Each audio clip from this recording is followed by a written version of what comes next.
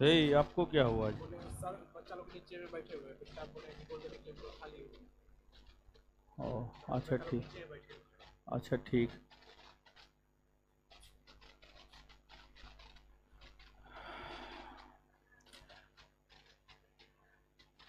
देखिए, जो लोग नीचे में बैठे हुए हैं, ऊपर में क्लासरूम में जगह रहता है, फिर भी आप लोग नहीं बैठते हैं, ये तो गलत बात है।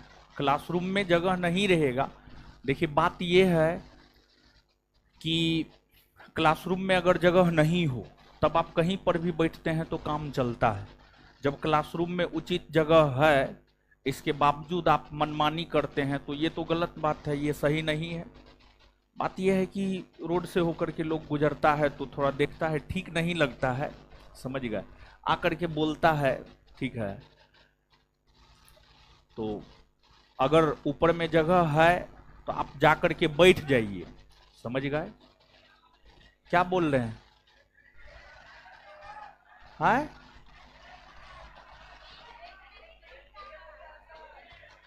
गेट नहीं? अरे तू लोग ज्यादा मनमानी मत करो, मुंह बंद रखो, समझ गया? ज्यादा हीरो मत बनो, और जो बोलना है खड़ा होकर के बोलो। गेट तुम्हारे लिए 1 बजे खोल देगा, गेट नहीं खुलता है। इस सबको चाहिए 12 ही बजे इन लोग के लिए गेट खोल करके रख दे, आकर के 3 घंटा फालतू का यहां पर टाइम वेस्ट करेगा। गेट अपने समय से ही खुलेगा। ज्यादा हीरो बनने चला है।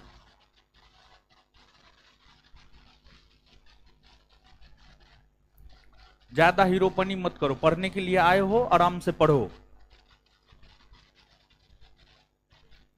यानी तुम लोग के लिए 1 बजे गेट खोल देगा लोग, आकर के फालतू का जो है क्लासरूम में नोटंकी बतियाएगा तुम लोग, गेट नहीं खुलता है।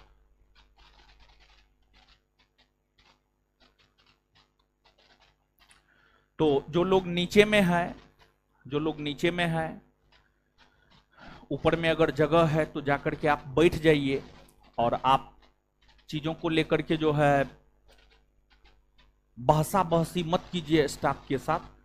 अगर ऊपर में जगह है तो ऊपर में बैठिए, हम नीचे में नहीं चलवाएंगे।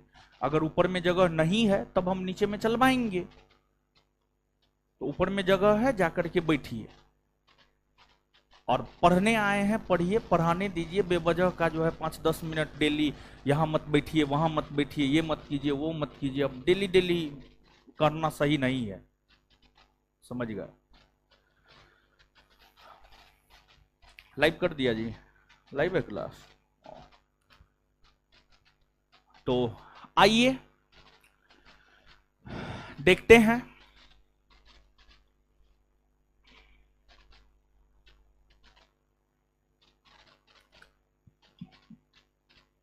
अभी उठा करके पूछेंगे ना, जब क्वेश्चन पूछते हैं, कितना लोग मार खाते हैं? खाते हैं ना मार। मुश्किल से हमको लगता है 10 गो को खड़ा करते हैं, 2 गो 3 गो जवाब देता है, 6 गो 7 गो तो मारे खाते हैं आप। बताइए आप क्या कर रहे हैं? और होमवर्क भी वही चीज देते हैं जो पढ़ाए हैं, पूछते वही हैं जो पढ़ाए हैं, इसके बावजूद आप लोग जवाब नहीं देते हैं।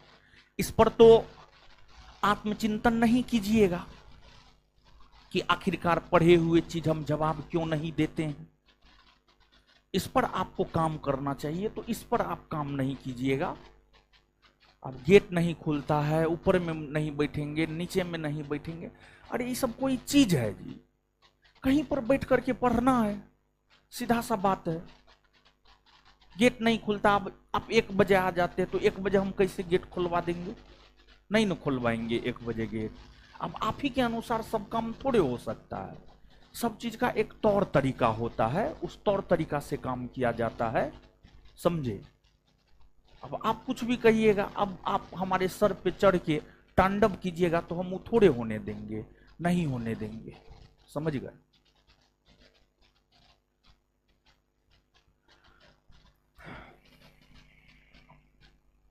चलिए, क्या पढ़ रहे थे वो? बताइए, कितना बढ़िया टॉपिक है, सविनय अवज्ञा आंदोलन।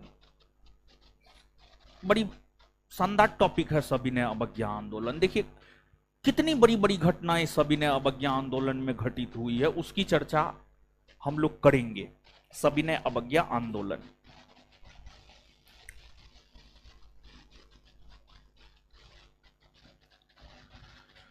सविनय अवज्ञा आंदोलन, यह आंदोलन 1930 से 1934, यह आंदोलन 1930 से 1934 के बीच चला है। अब सुनिए ध्यान से, अब सब चीज छोड़िए, ध्यान से लेक्चर सुनिए।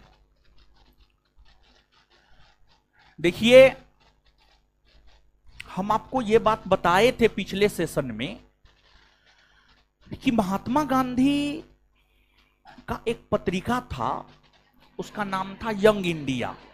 यंग इंडिया,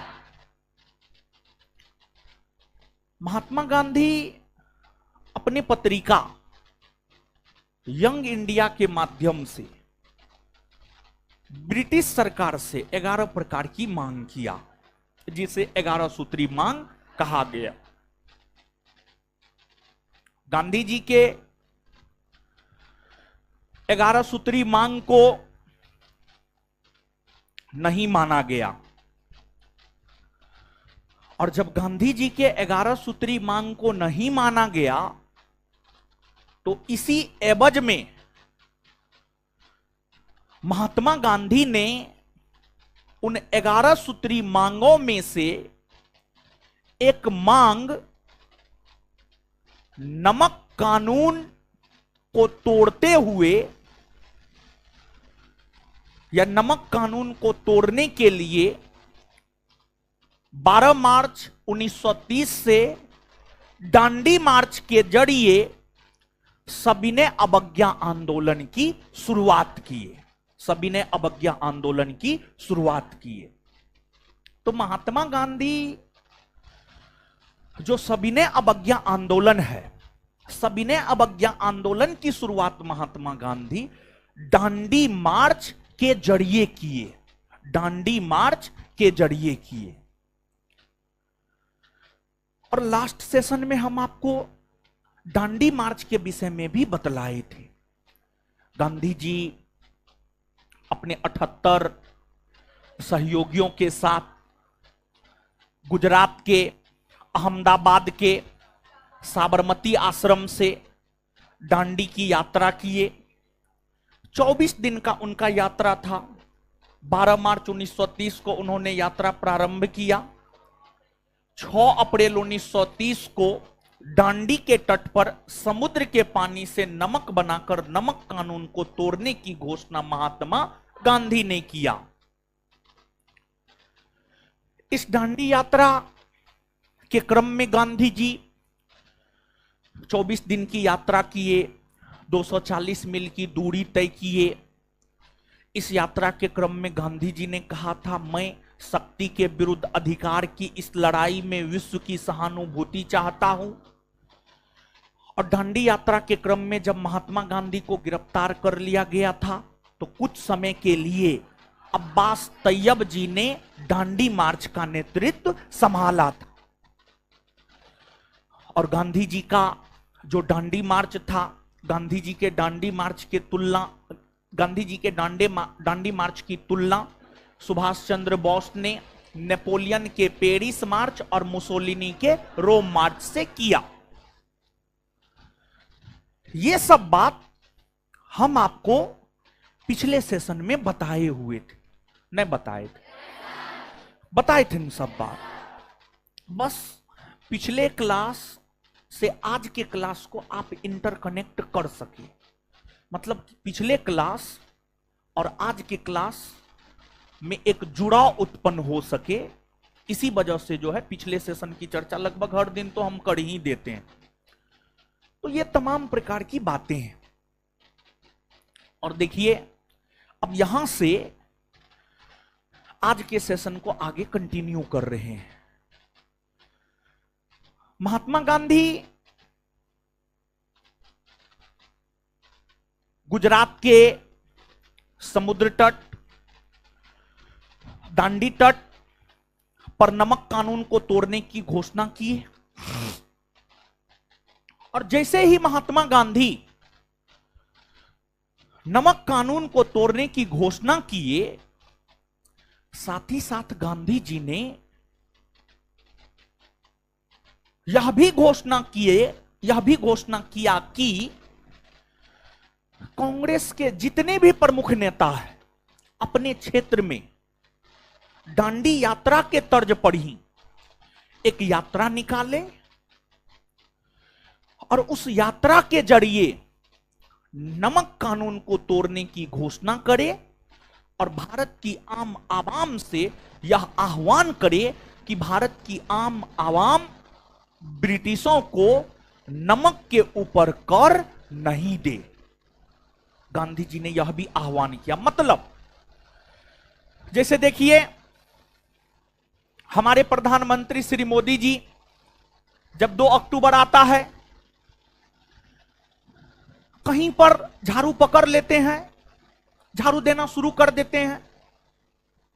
मतलब हमारे मोदी जी एक स्वच्छता का संदेश दे रहे होते हैं कि देखिए हम प्रधानमंत्री, हम झाड़ू पकड़ करके जो है साफ कर रहे हैं, स्वच्छ भारत अभियान को आगे बढ़ा रहे हैं। जैसे मोदी जी झाड़ू पकड़ते हैं, आप देखते होंगे बीजेपी के जितने भी वरिष्ठ नेता हैं, चाहे वह मंत्री है, सांसद है, मुख्यमंत्री है, राज्यपाल है, कैबिनेट मंत्री है, कुछ भी है, सब झाड़ू पकड़ करके स्वच्छ भारत अभियान में अपनी भागीदारी दिखाने का काम करता है या नहीं करता?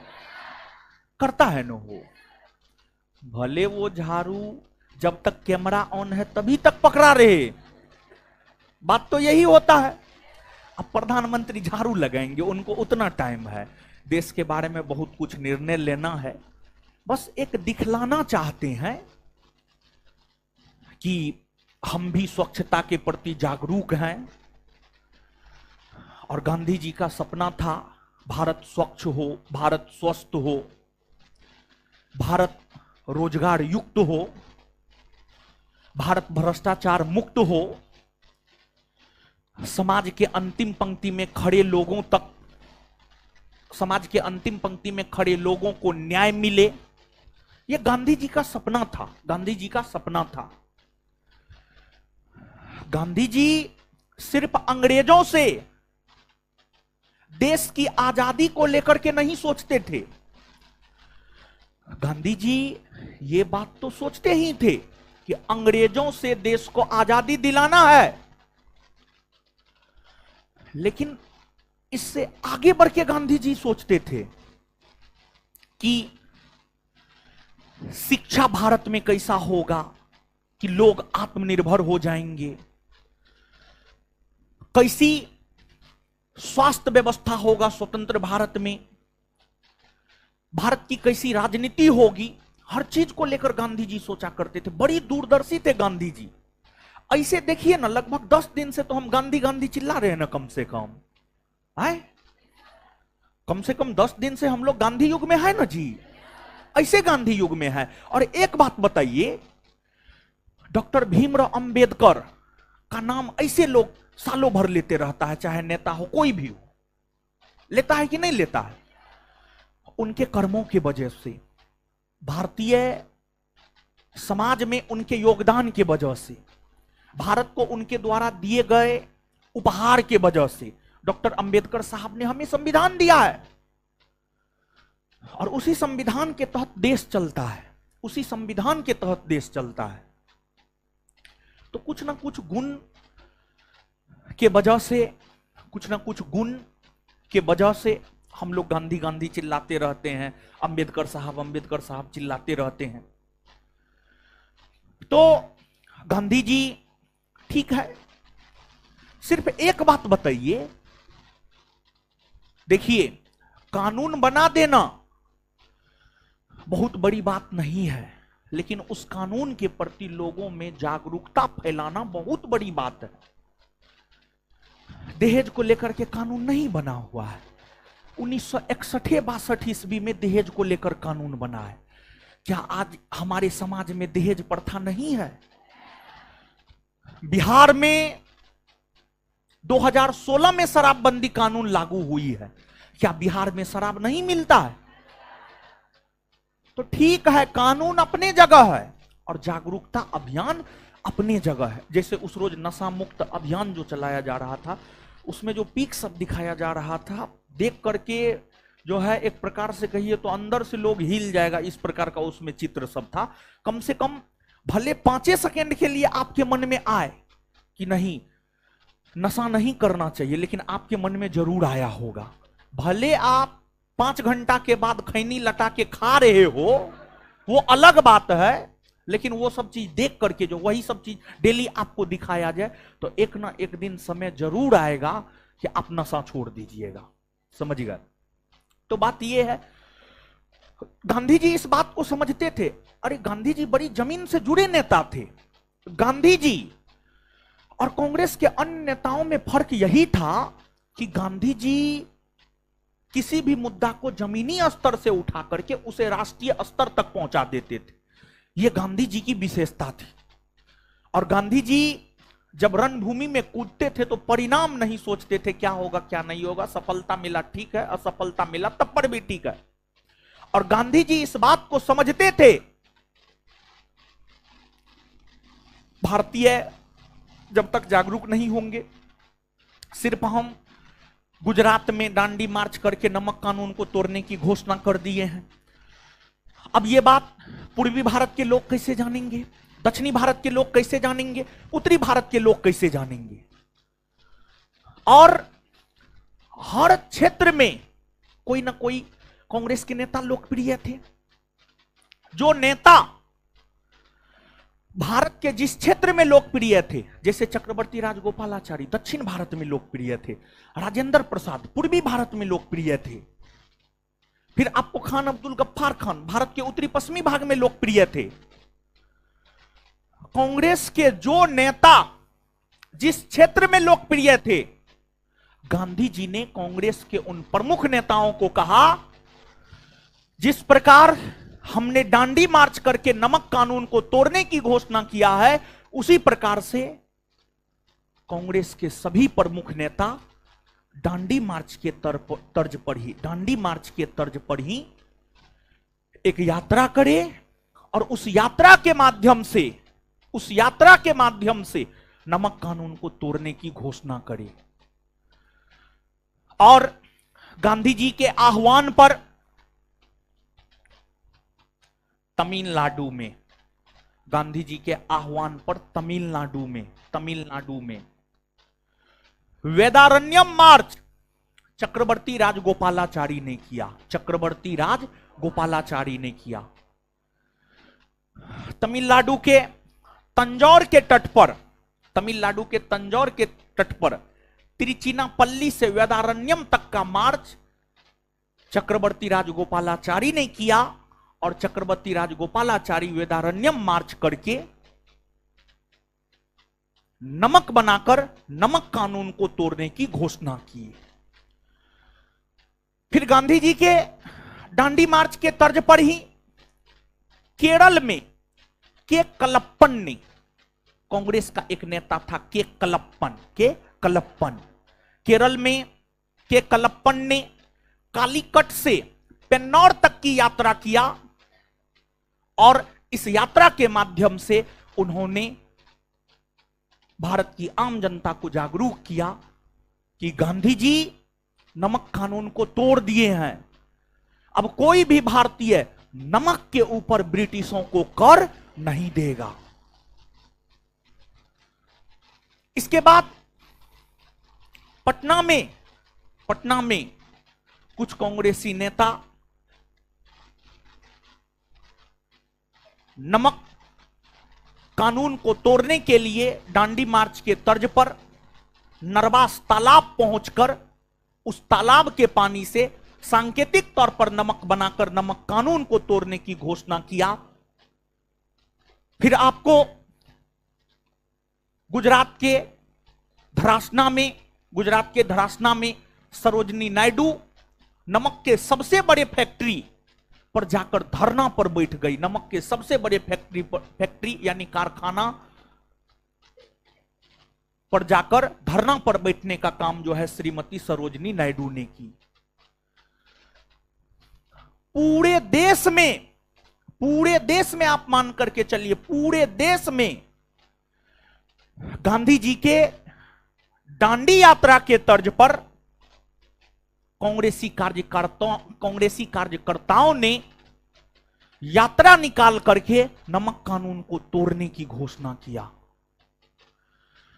जब पूरे देश में नमक कानून को कांग्रेस ने तोड़ने का काम किया तो फिर ब्रिटिश प्रशासन कांग्रेस को गैर कानूनी संगठन घोषित कर दिया। कांग्रेस को गैर कानूनी संगठन घोषित कर दिया। और सिर्फ कांग्रेस को गैर कानूनी संगठन ही घोषित नहीं किया, बल्कि कांग्रेस के जितने भी प्रमुख नेता थे, कांग्रेस के सभी प्रमुख नेताओं को गिरफ्तार कर जेल में बंद कर दिया गया। कांग्रेस के सभी प्रमुख नेताओं को गिरफ्तार कर जेल में बंद कर दिया गया और इंक्लूडिंग महात्मा गांधी को भी गिरफ्तार कर जेल में बंद कर दिया गया। महात्मा गांधी को भी गिरफ्तार कर जेल में बंद कर दिया गया। महात्मा गांधी को 5 मई 1930 सविनय अवज्ञा आंदोलन के दौरान। और हाँ, एक बात बताना चाह रहे, सो रहे हैं आप लोग, ऐसे सोइए मत बा। एक तो सोइएगा, हम पीछे भेज देंगे, ठीक है, हम क्लास से बाहर कर देंगे। नहीं तो स्पेशली लड़की लोग भी बहुत सारी सो रही है, लड़का लोग भी सो रहा है। जो लड़का उस रोज बेहोश हुआ था वो भी सो रहा था। अभी वही ने बेहोश हुआ था जी।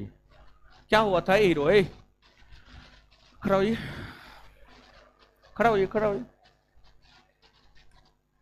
काहे बेहोश काहे हो गए थे उस रोज? भूखे थे, फास्टिंग में थे तब? क्या बीपी लो हो गया था? काहे खाते पीते ना? कमजोरी? ऑपरेशन? कौन चीज का ऑपरेशन? स्टोन का? तो थोड़ा अपने हेल्थ और पर भी ध्यान दीजिए, ठीक है? ऐसे बेहोश मत हुआ कीजिए महाराज, डर हो जाता है। और जो लड़की लोग सो रही है, रिक्वेस्ट कर रहे हैं सोइए मत, पानी पी लीजिए। हो बस अजीब, बहुत सा हम एगो को बोले, बहुत सारी लड़की सो रही है। सो और करके नहीं आते हैं आप लोग? रात में बात है, बतियाने से फुर्सत मिलेगा तब ना रात में सोइएगा। रात में तो बतियाने से फुर्सत ही नहीं मिलता है। बैठ जाइए अब आप, ठीक है? एकदम हम पीछे भेज देंगे अब, और नहीं तो हम क्लास में खड़ा कर देंगे। आगे वो भी आगे में बैठ करके सोती है। अरे पीछे में रहता है लोग तो नजर नहीं जाता। आगे में हम बहुत शुरू से बर्दाश्त कर रहे थे, अंतिम में हमको बोलना पड़ा। हम सोचे नहीं बोलेंगे। अरे जो लड़की सब सोती नहीं वो सब आगे आकर के बैठा करो जी, ठीक है? तो जो सोती है पीछे में बैठा करो तुम लोग, ठीक है? जो भी सोती है पीछे में बैठा करो तुम लोग, समझे? हमारा नजर ना पड़े तुम्हारे पर। बताओ, बेवजह का डिस्टर्ब होते भाई, गंदा आदत है ये सब। और बात उत मत किया करो रात को सोया करो तुम लोग, समझी? शादी उदी होगा अपना हस्बैंड से बतियाते रहना। चलिए अब आगे आइएगा आप, देखिए, समझिए, हल्ला मत कीजिए। हल्ला नहीं, क्या बोल रहे थे जी?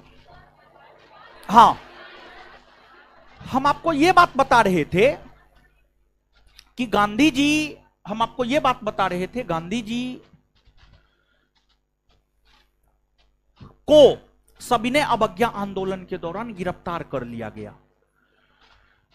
और गांधी जी ही नहीं बल्कि कांग्रेस के जितने भी प्रमुख नेता थे सभी को गिरफ्तार कर जेल में बंद कर दिया गया। और इस बात को आप जानिए, गांधी जी अपने जीवन का कई वर्ष लंदन में गुजारे थे। और गांधी जी अपने जीवन का जो कई वर्ष लंदन में गुजारे थे, उसमें गांधी जी को यह बात समझ में आया कि जो अंग्रेज है ना, अंग्रेज व्यापारी है,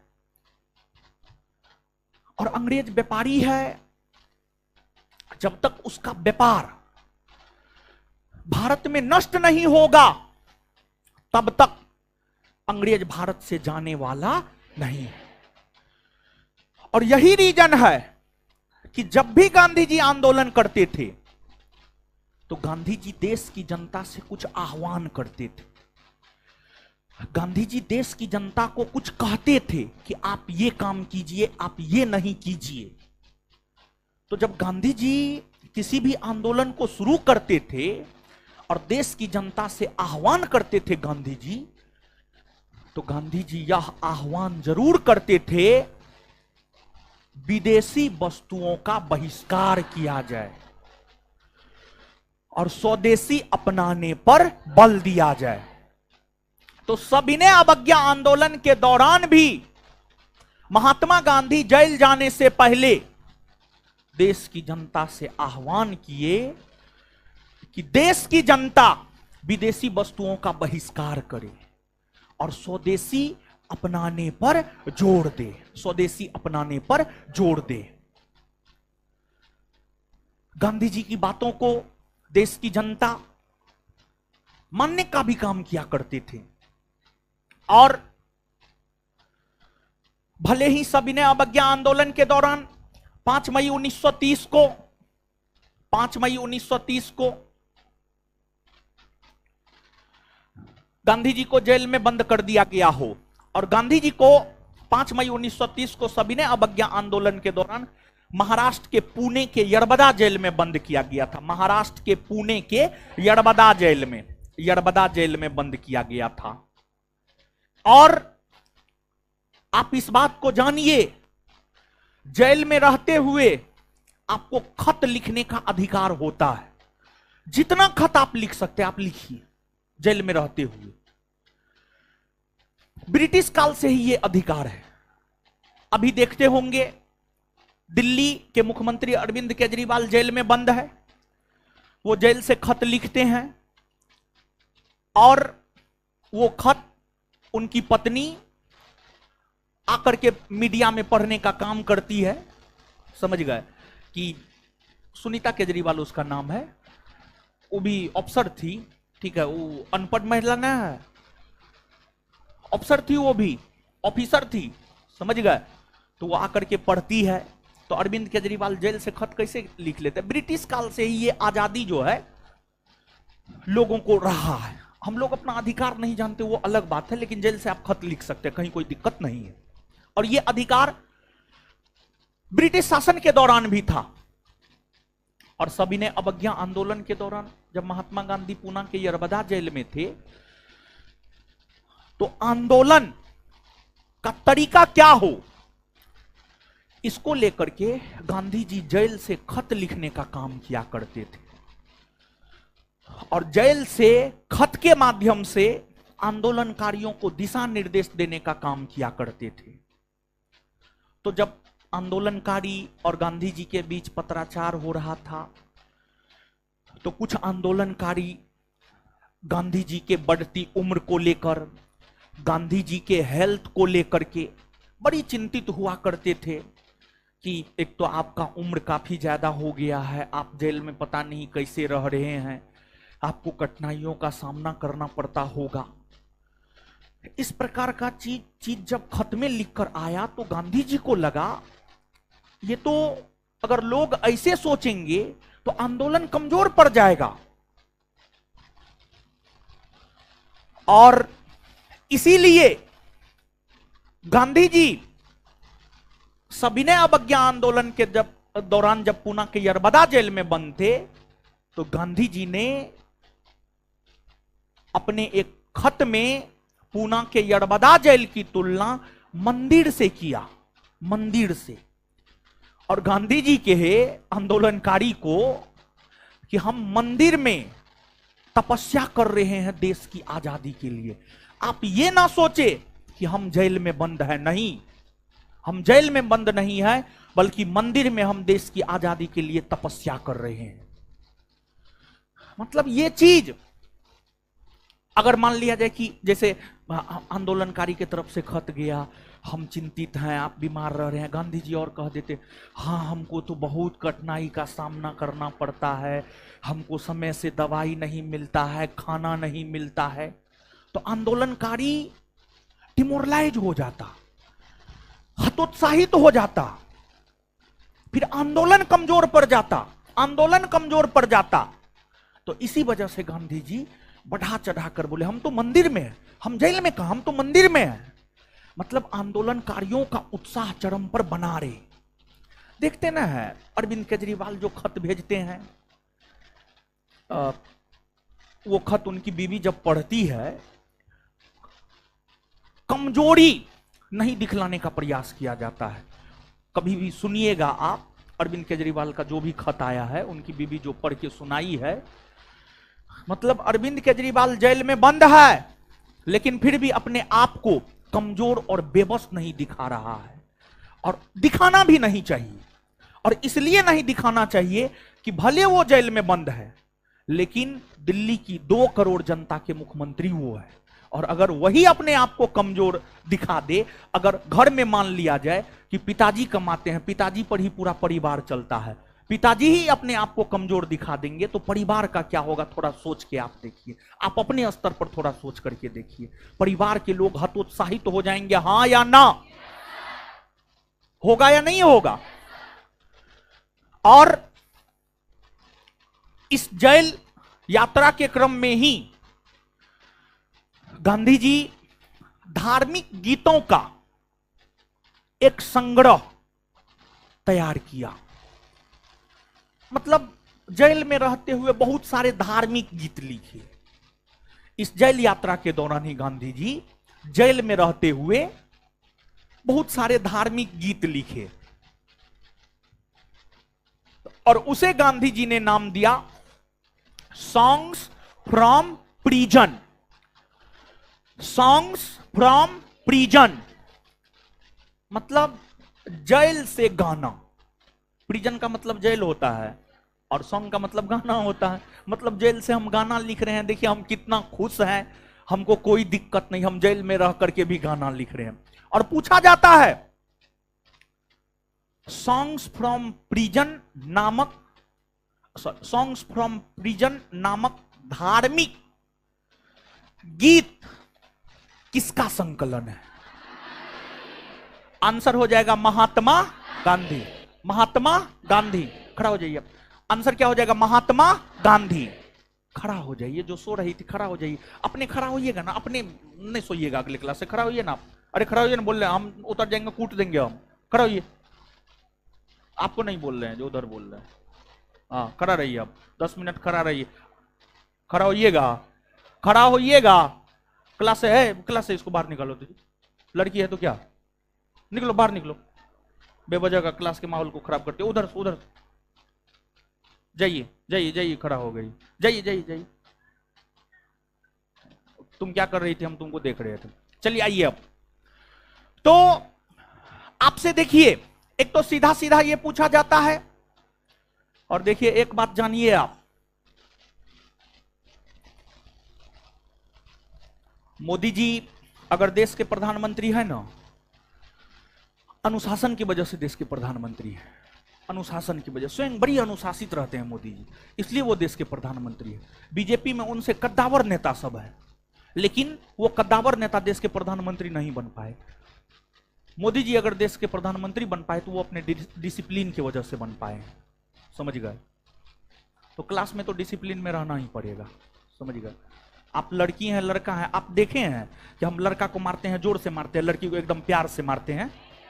जितना जोर से लड़का को मारते उतना जोर से लड़की को भी मारते हैं। और आज के डेट में आप इस बात को जान लीजिए, लड़का लड़की में बहुत ज्यादा अंतर ना है। एग्जाम कटअप के दृष्टिकोण से हम बात कर रहे हैं, एग्जाम कटअप के दृष्टिकोण से हम बात कर रहे हैं। समझ गए? कितना 2-4-5 क्वेश्चन का अंतर रहता है, और जानते हुए भी 2-4-5 क्वेश्चन आप गलती करके आ जाते हैं। समझ गए? तो नोटंकी बतियाना है बहुत जगह है, जाइए नोटंकी एकदम रसमंजरीय होता है, समझ गए। 2 घंटा का क्लास होता है, उसमें 1 घंटा रसमंजरीय होता है, जाइए मनाइए न रसमंजरी, हमको थोड़े कोई दिक्कत है, ठीक है। रिजल्ट कहाँ से लीजिएगा, रिजल्ट के लिए बहुत बेलना पड़ता है, रिजल्ट आसान है। एक बात बताइए ना, अरे सुनिए हम आपको बता रहे हैं, रिजल्ट अगर इतना आसान होता तो हम भी गवर्नमेंट जॉब कर रहे होते, रिजल्ट इतना आसान होता तो बिट्टू झा भी गवर्नमेंट जॉब कर रहा होता, समझिए। तो रिजल्ट उतना आसान नहीं है जितना आप सोच रहे हैं। जितना आज मेहनत किए हैं उतना अगर उस टाइम में मेहनत किए रहते तो अच्छे पद पर रहते। भले छोटका मोटका एग्जाम 2-4 को निकाले हैं, उससे थोड़े कुछ होता है, समझिए, उससे कुछ नहीं होता है, समझे। तो समझ में नहीं आता है जी तुमको बोले खरा चप्पल खोल के मारेंगे, हमको कोई डर होता है?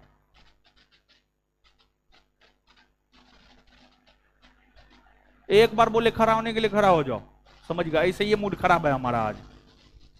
चलिए आइए, अब क्या बता रहे थे? हाँ, तो यहां से हम प्रश्न बता रहे थे।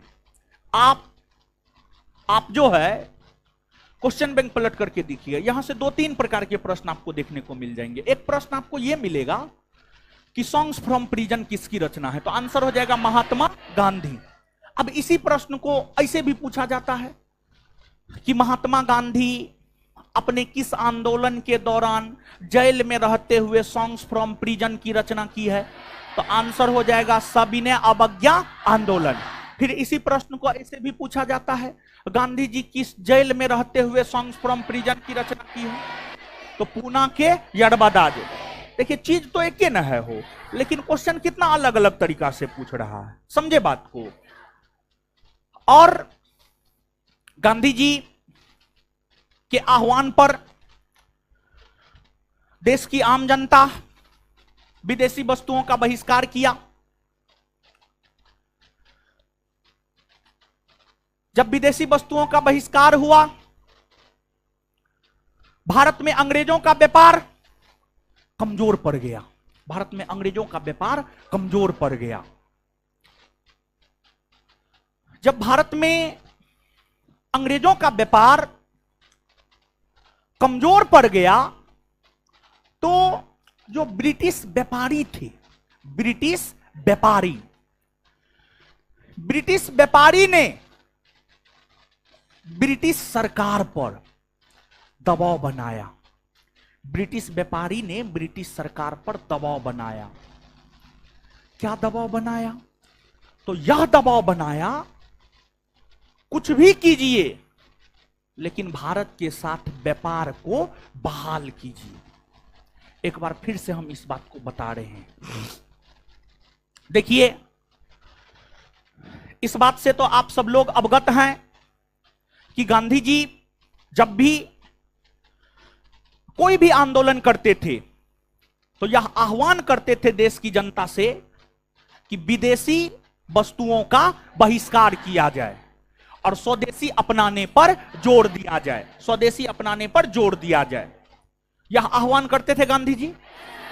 हर आंदोलन में गांधी जी यह आह्वान किए। कोई भी गांधी जी का कोई भी आंदोलन पलट करके देख लीजिए, चाहे असहयोग हो, चाहे सविनय अवज्ञा आंदोलन हो, चाहे भारत छोड़ो आंदोलन हो,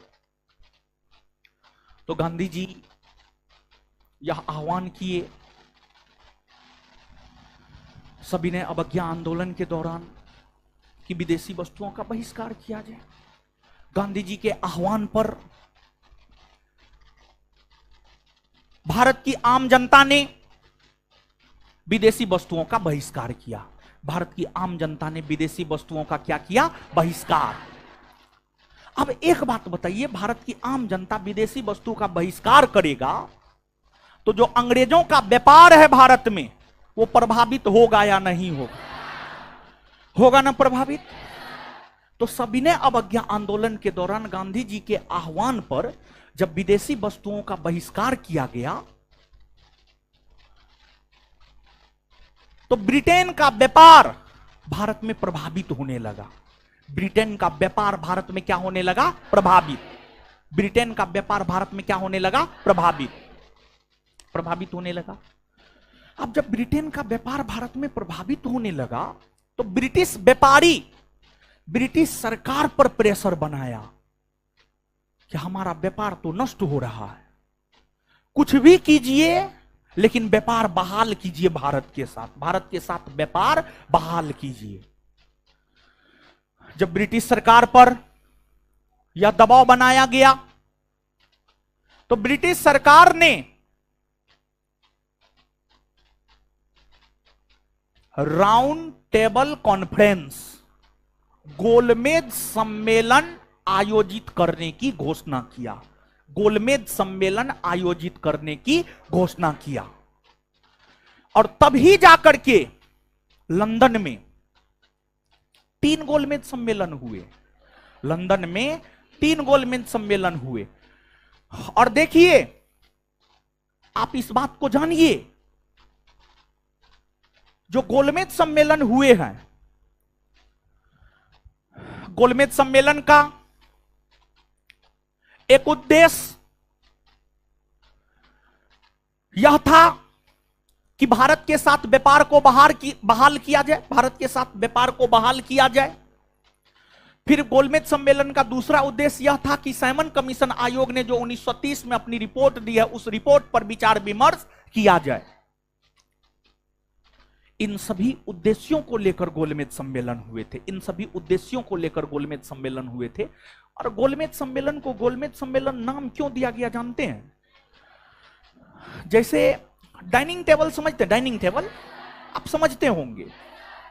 अरे डाइनिंग टेबल जिस पर परिवार के लोग एक साथ बैठ करके खाना खाते हैं ना, तो आपको इंग्लैंड के जेम्स पैलेस में, इंग्लैंड के जेम्स पैलेस में एक बड़ा सा हॉल था।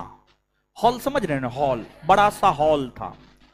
उसमें एक बड़ा सा जो है ना गोलाकार टेबल लगाया गया और उस टेबल पर एक तरफ ब्रिटिश बैठे थे और दूसरे तरफ भारतीय बैठे थे, और बैठ करके एक ही टेबल पर बैठ करके वार्ता कर रहे थे, बात कर रहे थे, क्या होना चाहिए क्या नहीं होना चाहिए। और एक बात को आप जानिए, देखिए, जैसे रूढ़िवादी सोच के लोग, रूढ़िवादी सोच समझते हैं? रूढ़िवादी सोच सीधा समझिए ना, यानी पुराने जमाने के लोग जैसा सोचते हैं वही रूढ़िवादी सोच। जैसे मान लिया जाए कि आपके दादा हद तक आपके थोड़ा बहुत पिता भी, थोड़ा बहुत, जैसे मान लिया जाए कि गांव घर में, शहर में नहीं, गांव घर में पिताजी सब तो अब उतना नए, दादा मान के चलिए ना, दादा मान के चलिए। जैसे कि पहले क्या था, गांव घर के समाज में जाइएगा तो मतलब अगर नई नवेली दुल्हन है, ससुर के सामने, भैंसुर के सामने जो है अपना घूंघट गिरा के रखेगी, मतलब मुंह नहीं दिखाएगी, मुंह नहीं दिखाएगी। और अगर कोई नई नवेली दुल्हन अगर घूंघट उठा के चलती थी तो गांव के जो बूढ़े पुराने लोग होते थे वो उस लड़की को, भले वो लड़की बहुत अच्छी हो, लेकिन वो जो है गांव के जो बूढ़े पुराने लोग हैं वो कहेंगे, वो गलत ही बोलेंगे उनको, ठीक है। आज के डेट में तो अब हमको लगता है दुल्हन सब जीन्स टॉप पहन के जाती है ससुराल, समझ गए? तो अब तो ये घूंघट सबका कोई परंपरे नहीं।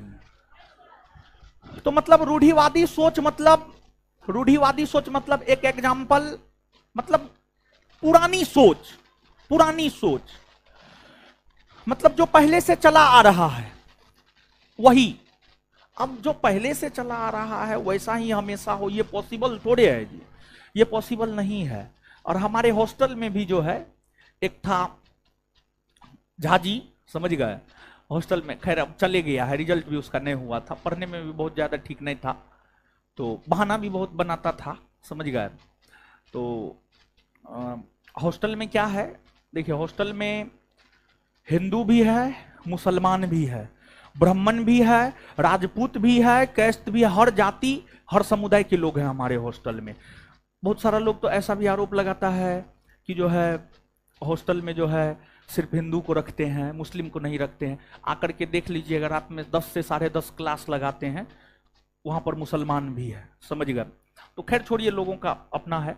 तो रूढ़िवादी, हाँ, उसके विषय में इसलिए बोले हैं कि वो जो है ना, हमको हाल फिलहाल जब वो चले गया हॉस्टल से, तब हमको पता चला कि जैसे वो जो है थोड़ा रूढ़िवादी सोच का था।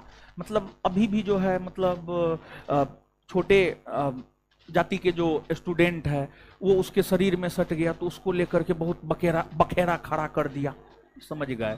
तो मतलब तुम हमारे बेड पे ना बैठेगा, मतलब इस प्रकार का चीज था हमारे हॉस्टल में। हमको पता नहीं था, जब वो चले गया तब हमको पता चला। हमको अगर पता रहता तो हम उसको इमीडिएट बाहर निकाल देते हैं, लेकिन जब वो चले गया तब हमको पता चला। तो रूढ़िवादी सोच मतलब पुरानी सोच। जैसे पहले क्या होता था, जैसे कोई ब्राह्मण है, ब्राह्मण का कुर्सी है, वो बैठने देगा निम्न जाति के लोगों को? नहीं बैठने देगा। और अगर आप बैठ जाइएगा तो उस पर पानी मारेगा, गंगा जल मारेगा, क्या क्या मारेगा कहना मुश्किल है, तब जाकर के वो फिर से वो कुर्सी पे बैठेगा। रूढ़िवादी सोच का मतलब ये होता है। लालू यादव को पिछड़े दलित समाज के लोग क्यों पसंद करते हैं?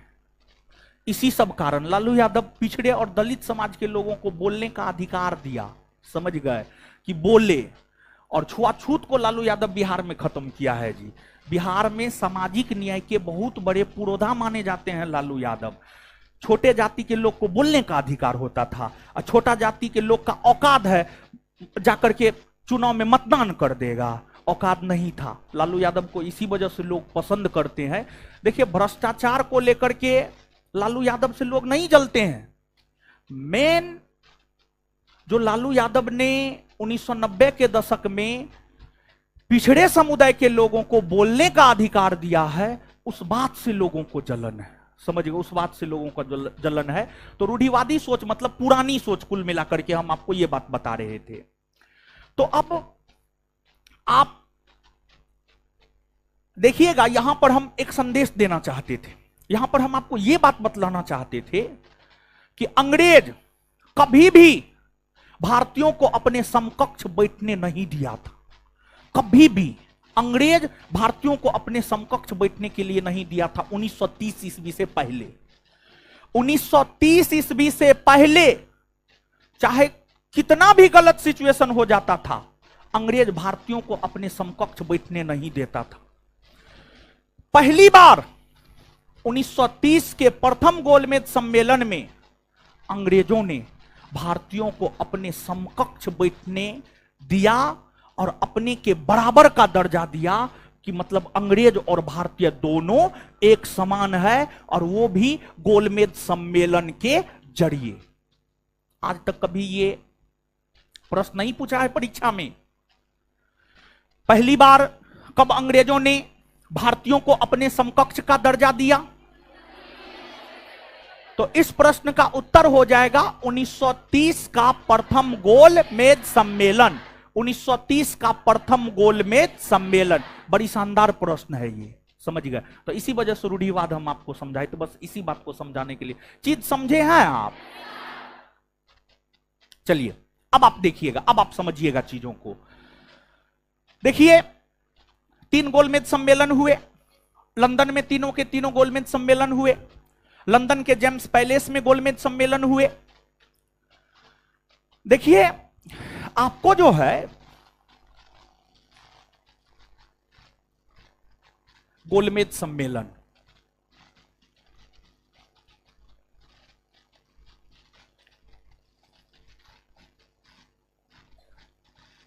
देखिए, प्रथम गोलमेज सम्मेलन 12 नवंबर 1930 को शुरू हुआ। देखिए, शुरू कब से हुआ इस बात को याद रखना जरूरी है। अंत कब हुआ नहीं भी याद रखिएगा, कोई दिक्कत नहीं है, लेकिन शुरू कब से हुआ इस बात को याद रखना आपके लिए आवश्यक है। तो प्रथम गोलमेज सम्मेलन 12 नवंबर 1930, द्वितीय गोलमेज सम्मेलन 7 सितंबर 1931, और तृतीय गोलमेज सम्मेलन 17 नवंबर 1932। अब समझिएगा, आप समझिएगा। देखिए, 1930, 31, 32 में जो गोलमेज सम्मेलन हुआ, पहली बात तो आप ये जानिए तीनों गोलमेज सम्मेलन के समय ब्रिटेन के सम्राट थे, अर्थात ब्रिटेन के राजा थे जॉर्ज पंचम। जॉर्ज पंचम, जॉर्ज पंचम, जॉर्ज पंचम तीनों गोलमेज सम्मेलन के समय ब्रिटेन के सम्राट थे, जिस वजह से जॉर्ज पंचम ने तीनों गोलमेज सम्मेलन का उद्घाटन किया। जिस वजह से जॉर्ज पंचम ने तीनों गोलमेज सम्मेलन का उद्घाटन किया। तो तीनों गोलमेज सम्मेलन के समय ब्रिटेन के सम्राट थे जॉर्ज पंचम, जॉर्ज पंचम। और तीनों गोलमेज सम्मेलन के समय ब्रिटेन के प्रधानमंत्री थे James Ramsay MacDonald. James Ramsay MacDonald. तो तीनों गोलमेज सम्मेलन के समय ब्रिटेन के प्रधानमंत्री थे रैमजे मैकडोनाल्ड। Ramsay McDonald.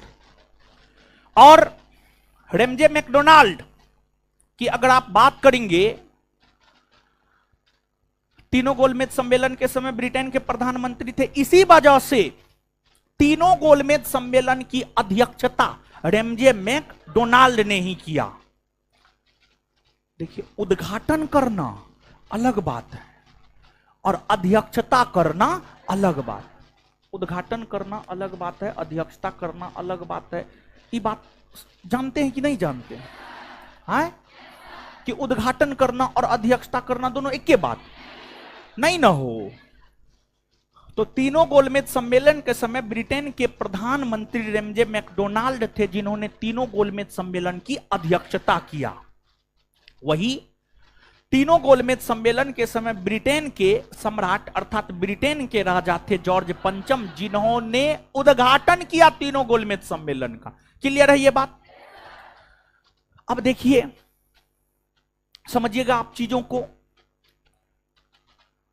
प्रथम गोलमेज सम्मेलन जब 12 नवंबर 1930 को हो रहा था, अंग्रेजों को क्या लगा जानते हैं? अंग्रेज बड़ी भ्रम में था। अंग्रेज को लगा बिना कांग्रेस का भी हम कुछ भी कर सकते हैं, बिना कांग्रेस का भी बात बन सकता है। 12 नवंबर 1930 को जब प्रथम गोलमेज सम्मेलन की शुरुआत हुई, तो उस समय कांग्रेस के नेतृत्व में सविनय अवज्ञा आंदोलन चल रहा था। कांग्रेस के नेतृत्व में सविनय अवज्ञा आंदोलन चल रहा था और कांग्रेस के सभी प्रमुख नेता जेल में बंद थे। तो एक तो कांग्रेस के नेतृत्व में सविनय अवज्ञा आंदोलन चल रहा था, दूसरा कांग्रेस के सभी प्रमुख नेता जेल में बंद थे। और इसी सब वजह से 1930 में कांग्रेस का कोई वार्षिक अधिवेशन भी नहीं हुआ था। आप याद कीजिए, बताए हैं ना हम आपको, 1930, 1935, 1940 से 46 के बीच में कांग्रेस का कोई वार्षिक अधिवेशन हुआ है? नहीं ना हुआ है। तो 1930 में कांग्रेस का वार्षिक अधिवेशन इसलिए नहीं हुआ क्योंकि कांग्रेस के सभी प्रमुख नेता सविनय अवज्ञा आंदोलन के वजह से जेल में बंद थे। और आप स्वयं सोचिए ना, जब कांग्रेस का 1930 में कोई वार्षिक अधिवेशन ही नहीं हुआ, तो गोलमेज सम्मेलन में भाग लेने का बात कहां से आता है? तो कांग्रेस अगर प्रथम गोलमेज सम्मेलन में देखा जाए तो प्रथम गोलमेज सम्मेलन में कांग्रेस भाग नहीं लिया, लेकिन प्रथम गोलमेज सम्मेलन में भारत के तरफ से 89 प्रतिनिधि, 89 गो प्रतिनिधि, मतलब 89 गो लोग, 89 लोग प्रथम गोलमेज सम्मेलन में भारत के तरफ से 89 प्रतिनिधि शामिल हुए थे, लेकिन कांग्रेस शामिल नहीं हुआ था। और बिना कांग्रेस का कुछ होने वाला था उस टाइम? कुछ नहीं होने वाला था, बिना कांग्रेस का कुछ नहीं होने वाला था। और वार्ता तो हुआ, भारत के 89 प्रतिनिधि शामिल हुए, अंग्रेजों ने भारतीयों के साथ बैठकर बात किया, लेकिन प्रथम गोलमेज सम्मेलन में कांग्रेस के शामिल नहीं होने के वजह से कोई भी निर्णय निकलकर सामने नहीं आया। और कुछ इतिहासकार तो प्रथम गोलमेज सम्मेलन को यह लेकर यह कहते हैं, जो कांग्रेस भाग नहीं लिया है, कांग्रेस जो प्रथम गोलमेज सम्मेलन में भाग नहीं लिया है,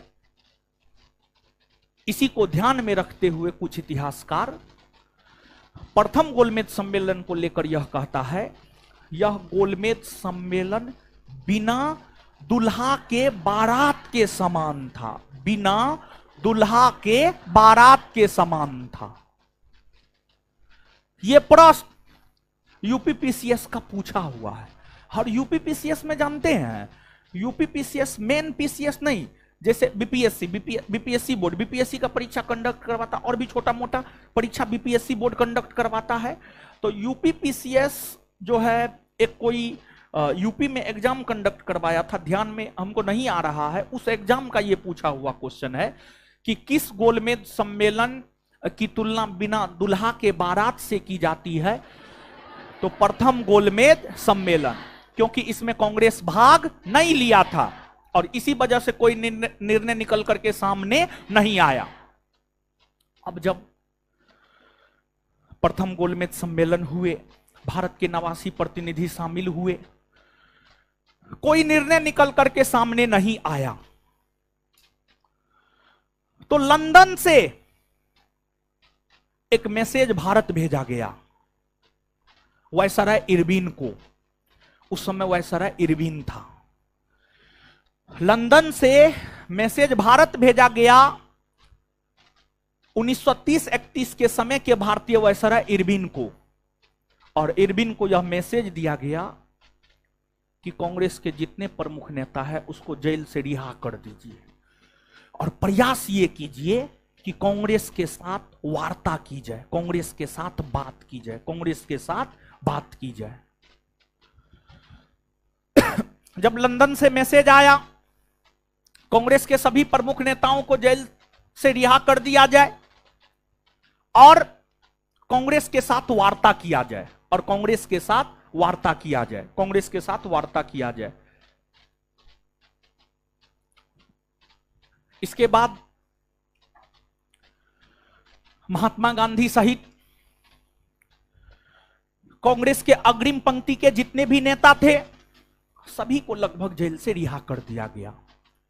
गांधी जी को 26 जनवरी 1931 को, गांधी जी की अगर हम लोग बात करें तो गांधी जी को 26 जनवरी 1931 को 26 जनवरी 1931 को गांधी जी को जेल से रिहा कर दिया गया। 26 जनवरी 1931 को गांधी जी को जेल से रिहा कर दिया गया। और एक उदारवादी नेता था, उसका नाम था सर तेज बहादुर सप्रू। और सर तेज बहादुर सप्रू जानते हैं, उसको सबसे बनता था, सबसे बनता था। अंग्रेजों से उसका संबंध बड़ी शानदार था और वे कांग्रेस के नेता थे और कांग्रेस के उदारवादी नेता थे वे। तो कांग्रेस के लोगों से, उदारवादी विचारधारा के लोगों से उनका संबंध बेहतर था ही।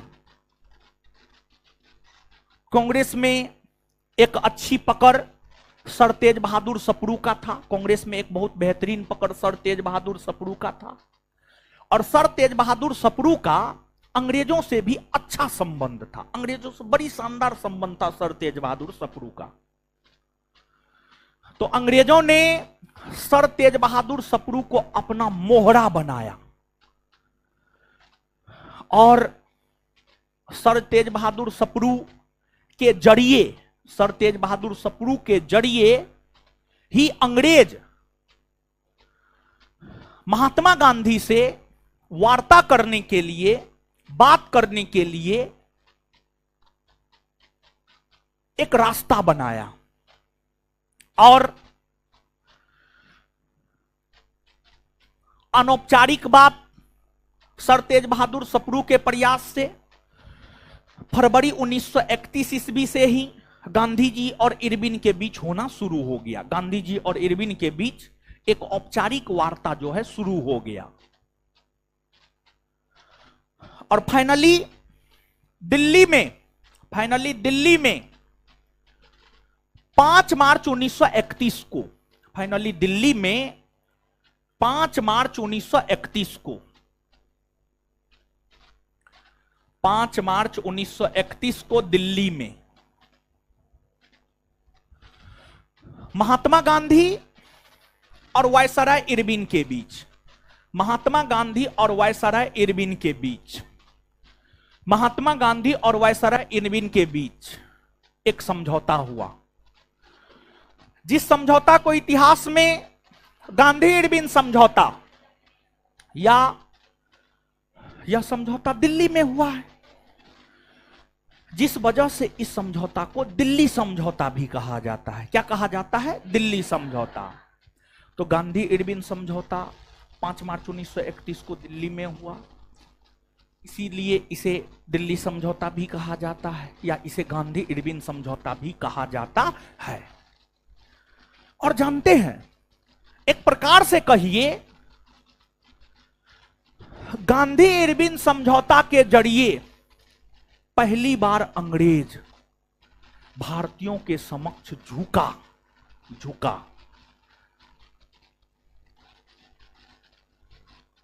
और जब पहली बार अंग्रेज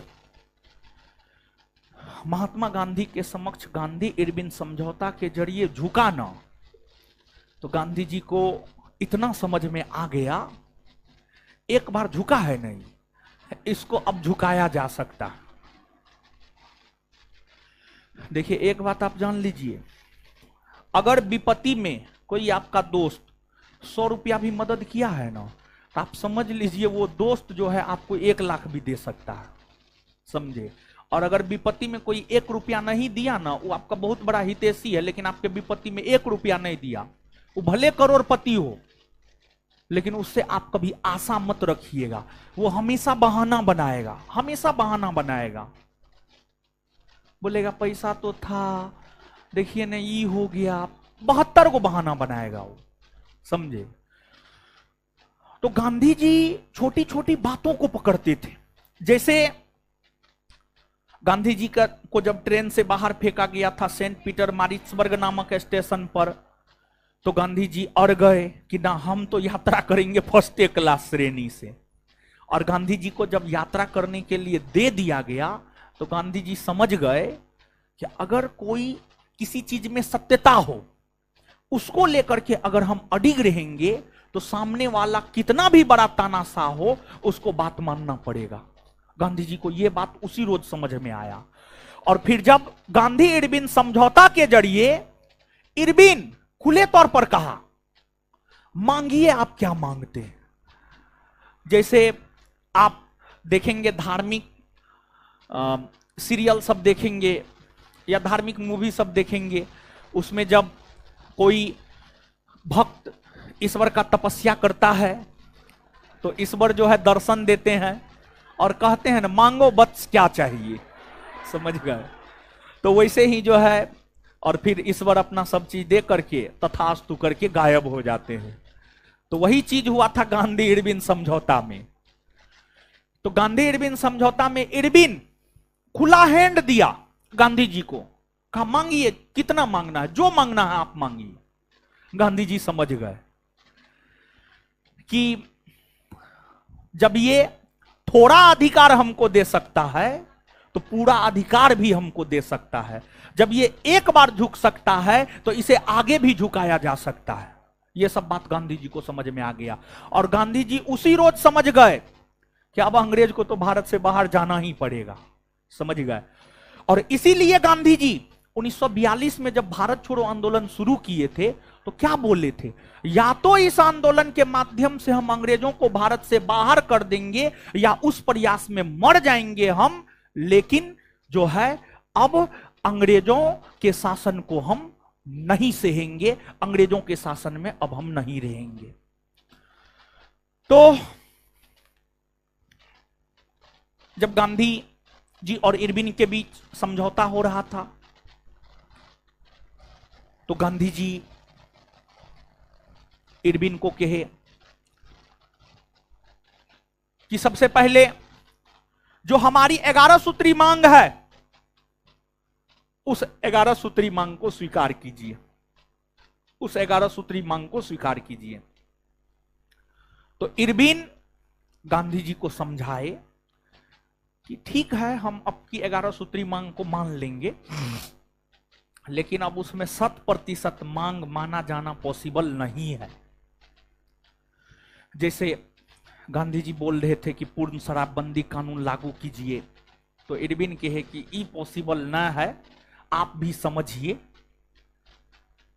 मध्यस्थता हो रहा था, तो थोड़ा बहुत जो है ऊपर नीचे तो हो ही सकता है, 19-20 हो ही सकता है, लेकिन हद तक गांधी इरविन समझौता के जरिए, हद तक गांधी इरविन समझौता के जरिए गांधी जी के 11 सूत्री मांग को मान लिया गया, गांधी जी के 11 सूत्री मांग को मान लिया गया।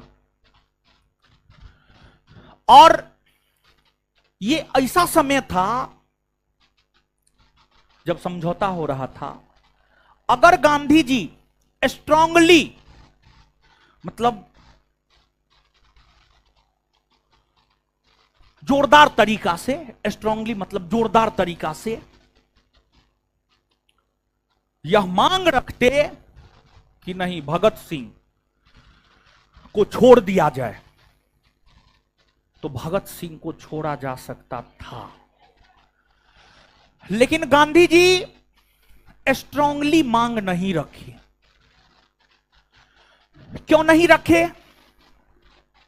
इसलिए नहीं रखे क्योंकि गांधी जी अहिंसा के पुजारी थे और भगत सिंह ने किया था हिंसा। भगत सिंह ने सॉन्डर्स की गोली मारकर हत्या की थी, तो वो एक प्रकार से हिंसा हुआ ना जी, एक प्रकार से हिंसा हुआ। तो कभी कभी सिद्धांत को बगल में रह करके भी चलना पड़ता है। तो एक तो ये था, गांधी जी अहिंसा के पुजारी थे और भगत सिंह ने किया था हिंसा। एक तो रीजन ये था कि भगत सिंह को गांधी जी ने स्ट्रांगली बचाने का प्रयास नहीं किया। दूसरा, कुछ राजनीतिक कारण भी था, कुछ कूटनीतिक कारण भी था। बहुत सारी चीजों को देखना पड़ता है राजनीति में। राजनीति में कभी कभी बहुत बड़ा बड़ा बलिदान भी देना पड़ता है। तो गांधी जी एक प्रकार से कहिए तो भगत सिंह के रूप में एक बलिदान देने का काम किए। खैर ठीक है, वहां पे हमारे ख्याल से गांधी जी को अपने सिद्धांत को जो है साइड रख करके काम करना चाहिए। खैर अब जो हो गया है वो तो लौट नहीं सकता है, जो हुआ है उसी को हम लोगों को एक्सेप्ट करना पड़ेगा, वही इतिहास है। तो गांधी जी के लगभग हर मांग को माना गया। गांधी जी की जब मांग को मान लिया गया तो गांधी जी ने इरविन को कहा कि अब आप मांगिए ना, आप क्या चाहते हैं, कि इतना जो हमको अधिकार दे रहे हैं, हमारी 11 सूत्री मांग को मान रहे हैं, आप क्या चाहते हैं, आप मांगिए। तो इरविन ने कहा कि सबसे पहले तो सविनय अवज्ञा आंदोलन को आप लोग बंद कर दीजिए। इसके बाद इरविन ने कहा हम यह चाहते हैं कि कांग्रेस द्वितीय गोलमेज सम्मेलन में भाग ले, कांग्रेस द्वितीय गोलमेज सम्मेलन में भाग ले। गांधी जी कहे चलिए ठीक है, आप हमारी बात मान रहे हैं तो हम भी आपकी बात मानेंगे, लेकिन हम अभी आपको आश्वासन नहीं देंगे। आप जो भी बात रखे हैं हम इसको कांग्रेस के अधिवेशन में रखेंगे। कांग्रेस अगर पारित कर देगा तो ठीक है, आपकी सभी बातें हम लोग मानेंगे। गांधी इरविन समझौता हो गया। गांधी इरविन समझौता को स्वीकृति दिलाना था और गांधी इरविन समझौता जो कि 5 मार्च 1931 को हुआ है, और मार्च के अंतिम सप्ताह में, वर्ष 1931 में मार्च के अंतिम सप्ताह में, वर्ष 1931 में मार्च के अंतिम सप्ताह में कांग्रेस का वार्षिक अधिवेशन कराची में हो रहा था। कराची में हुआ और महात्मा गांधी इरविन समझौता को स्वीकृति दिलाने के लिए 1931 के कराची अधिवेशन में पंजाब के रास्ते भाग लेने के लिए आ रहे थे।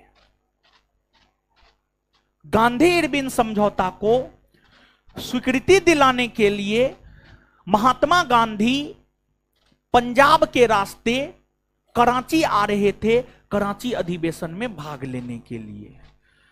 और जब पंजाब के रास्ते आ रहे थे तो पंजाब के युवाओं ने गांधी जी को काला झंडा दिखाया। और काला झंडा किसका प्रतीक होता है? विरोध का प्रतीक होता है। किसका प्रतीक होता है? विरोध का प्रतीक होता है काला झंडा। और सिचुएशन ऐसा था कि पंजाब के युवा गांधी जी की हत्या करने पर उतारू थे। पंजाब के युवा गांधी जी की हत्या करने पर उतारू थे। और खुफिया एजेंसी से अंग्रेजी प्रशासन को यह सूचना मिला कि अगर बाबा मतलब गांधी जी बिना सिक्योरिटी के जाते हैं पंजाब के रास्ते तो उनकी हत्या भी हो सकती है। खुफिया एजेंसी से पता चला तो फिर गांधी जी को सुरक्षा घेरा में पंजाब के रास्ते कराची ले जाया गया। सुरक्षा घेरा में, प्रोटेक्शन में गांधी जी को पंजाब के रास्ते कराची ले जाया गया। गांधी जी को इस बात से बड़ी दुख हुआ कि बताइए कि हम अपना महल छोड़कर, ऐसो आराम छोड़कर लंगोट में देश के लोगों के हक और अधिकार के लिए लड़ाई लड़ रहे हैं और वही देश का लोग हमारा विरोध कर रहा है। तो आप इस बात को जानिए कि गांधी जी जैसे त्यागी लोगों का भी विरोध हुआ है। तो गए गांधी जी अपना कराची अधिवेशन में भाग लिया। काला झंडा दिखाया गया मतलब गांधी जी का विरोध हुआ। ठीक है, तो गांधी जी कराची पहुंचे और इस कराची अधिवेशन की अध्यक्षता सरदार पटेल कर रहे थे। और इस कराची अधिवेशन में गांधी इरविन समझौता को रखा गया और गांधी इरविन समझौता पर बात हुआ और फाइनली कांग्रेस ने 1931 के कराची अधिवेशन में गांधी इरविन समझौता को स्वीकृति प्रदान किया।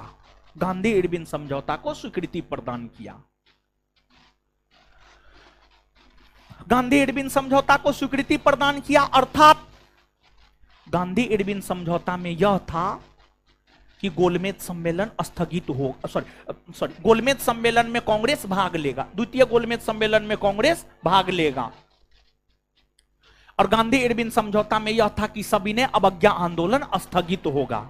सविनय अवज्ञा आंदोलन क्या होगा? स्थगित होगा। तो कांग्रेस ने गांधी इरविन समझौता को स्वीकृति 1931 के कराची अधिवेशन में दे दिया। अर्थात गांधी इरविन समझौता को स्वीकृति देने के बाद एक प्रकार से कहिए तो सविनय अवज्ञा आंदोलन स्थगित हो गए। और कांग्रेस द्वितीय गोलमेज सम्मेलन में भाग लेने के लिए तैयार हो गया। अब कांग्रेस जब द्वितीय गोलमेज सम्मेलन में भाग लेने के लिए तैयार हुआ गांधी इरविन समझौता के जरिए, तो अब द्वितीय गोलमेज सम्मेलन में कांग्रेस के तरफ से जाएगा कौन? तो गांधी जी ने कहा अध्यक्ष सरदार पटेल है वही चले जाए। सरदार पटेल कहे ना, हम ना जाएंगे, क्योंकि आपका कोई भरोसा है, कुछ हो गड़बड़ होगा तो हम ही पे थोप दीजिएगा। फिर गांधी जी दूसरे तीसरे चौथे पांचवें नेता को बोले आप जाइए आप जाइए आप जाइए। कोई नेता जाने के लिए तैयार नहीं हुआ, और जब कोई नेता जाने के लिए तैयार नहीं हुआ, कांग्रेस वर्किंग कमेटी के सभी सदस्य एक मत से बोले कोई नहीं जाएगा, गांधी बाबा जाएंगे। गांधी जी देखिए, गांधी जी में था क्या, करते थे सब काम लेकिन फ्रंट पे नहीं रहते थे। मतलब दूसरे को मोहरा बना लिया। अब शिमला सम्मेलन हो रहा, शिमला में जाएंगे, शिमला में रहेंगे हम, लेकिन हम सम्मेलन में नहीं जाएंगे, समझे? तो ठीक ही था, अच्छी रणनीति थी। अरे गांधी जी के रणनीति का एक अंग था ये, गांधी जी के आंदोलन के रणनीति का ये सब अंग था। सीधे प्रत्यक्ष तौर पर आना भी सही नहीं होता है, समझे? पहले अपने इतने बहुत बड़े नेता थे अपने समय के, 1930-31 के बहुत बड़े नेता थे अपने समय के। टाइम मैगजीन जो है कवर पेज पर 1930-31 में उनका फोटो छापा था। पर्सन ऑफ द ईयर 1930-31 में गांधी जी को घोषित किया गया था। तो उस समय के बहुत बड़े नेता थे महात्मा गांधी। तो कांग्रेस ने निर्णय लिया, गांधी जी ही द्वितीय गोलमेज सम्मेलन में कांग्रेस के तरफ से भाग लेने के लिए जाएंगे। अब सब कहने लगा गांधी जी जाएंगे, गांधी जी जाएंगे। ना चाहते हुए भी गांधी जी को जाना पड़ा, ना चाहते हुए भी गांधी जी को द्वितीय गोलमेज सम्मेलन में भाग लेने के लिए जाना पड़ा। और देखिए, जो गांधी इरविन समझौता है, गांधी इरविन समझौता को के.एम. मुंशी ने युग परिवर्तनकारी घटना कहा है। सरोजिनी नायडू ने दो महात्माओं के मिलन की संज्ञा दिया है। सरोजिनी नायडू ने दो महात्माओं के मिलन की संज्ञा दिया है। एक ब्रिटिश विद्वान है, वो कहा ये संतावना पुरस्कार है। समझ गए? संतावना पुरस्कार है। संतावना पुरस्कार समझते हैं? नहीं समझते हैं? देखिए, जैसे सामान्य तौर पर पुरस्कार होता है 1 to 3rd, 1 to 3rd के बाद जो दिया जाता है पुरस्कार, संतावना पुरस्कार, मतलब एक प्रकार से जो है आपको आप डिमोटिवेट ना हो, उसके लिए जो है आप प्रोत्साहित रहे, आप आगे बेहतर करने का प्रयास करें, तो इसको लेकर के जो है संतावना पुरस्कार दिया जाता है। ठीक है, इसके बाद जो है ये सब तय हो गया, सभी ने अवज्ञा आंदोलन स्थगित हो गए। अब गांधी जी अपना बोरा बिस्तर समेटने लगे कि जाएंगे लंदन, गोलमेज सम्मेलन में भाग लेंगे। अब गांधी जी चूज करने लगे कौन कौन हमारे साथ जाएंगे। तो गांधी जी के साथ मदन मोहन मालवीय, सरोजिनी नायडू, फिर उनका एक बेटा देवदास गांधी। देवदास गांधी, गांधी जी का 4 गो बेटा था ना, वो एगो देवदास गांधी नहीं था? देवदास गांधी हो गए। हल्ला काहे कर रहे हैं? हाँ ठीक है, हमको पता है, याद है। 4 गो बेटा था ना, बेटी नहीं था गांधी जी को ना। चलिए, तो अब गांधी जी अपना तैयार उयार हो गए गोलमेज सम्मेलन के लिए। और फिर भारत से द्वितीय गोलमेज सम्मेलन में भाग लेने के लिए राजपुताना नामक जहाज से लंदन के लिए प्रस्थान किए। राजपुताना नामक जहाज से लंदन के लिए प्रस्थान किए गांधी जी के साथ सरोजिनी नायडू सब, फिर मदन मोहन मालवीय, फिर उनका बेटा देवदास गांधी, सब लोग गए। और ब्रिटेन में, ब्रिटेन के लोग गांधी जी को देखना चाह रहे थे। कौन है गांधी जो अंग्रेजों के नाक में दम किए हुए है? यानी ब्रिटेन के लोग को, मतलब एक प्रकार का जो है ब्रिटेन वासियों के मन में था, कौन है नहीं है, अंग्रेजों को झुका रहा है, अंग्रेजों को अपनी बात मनवा रहा है। तो लोग गांधी जी को देखने के लिए बड़ी उत्सुक थे। और जब गांधी जी लंदन पहुंचे तो गांधी जी लंगोट में थे। देखिए, असहयोग आंदोलन 1920-22 के दौरान 1921 में जब गांधी जी लंगोट पहने थे ना, तो जीवन के अंतिम समय तक लंगोटे पहने रहे। जीवन के अंतिम समय तक 30 जनवरी 1948 तक लंगोट ही पहने रहे गांधी जी। और गांधी जी लंगोट में गए। ब्रिटेन वासी को लग रहा था कि कोई आएगा सूट टाई बेल्ट वाला, होगा कोई बहुत बड़ा शख्स गांधी। और गांधी जी सच में विचारधारा से तो बहुत बड़े शख्स थे ही, वस्त्र से ना बहुत बड़े नहीं नजर आते थे, लेकिन विचारधारा, अपनी नीति, अपने रणनीति में तो उनसे सर्वश्रेष्ठ उस समय कोई था ही नहीं। तो गांधी जी को देखने के लिए तांता लगा हुआ था, मतलब गांधी जी को देखने के लिए लाइन लगा हुआ था ब्रिटेन वासियों का, कौन है गांधी, कौन है गांधी। तो गांधी जी को लोग देखा, आधा कपड़ा पहने हुआ है, आधा ओढ़े हुआ है।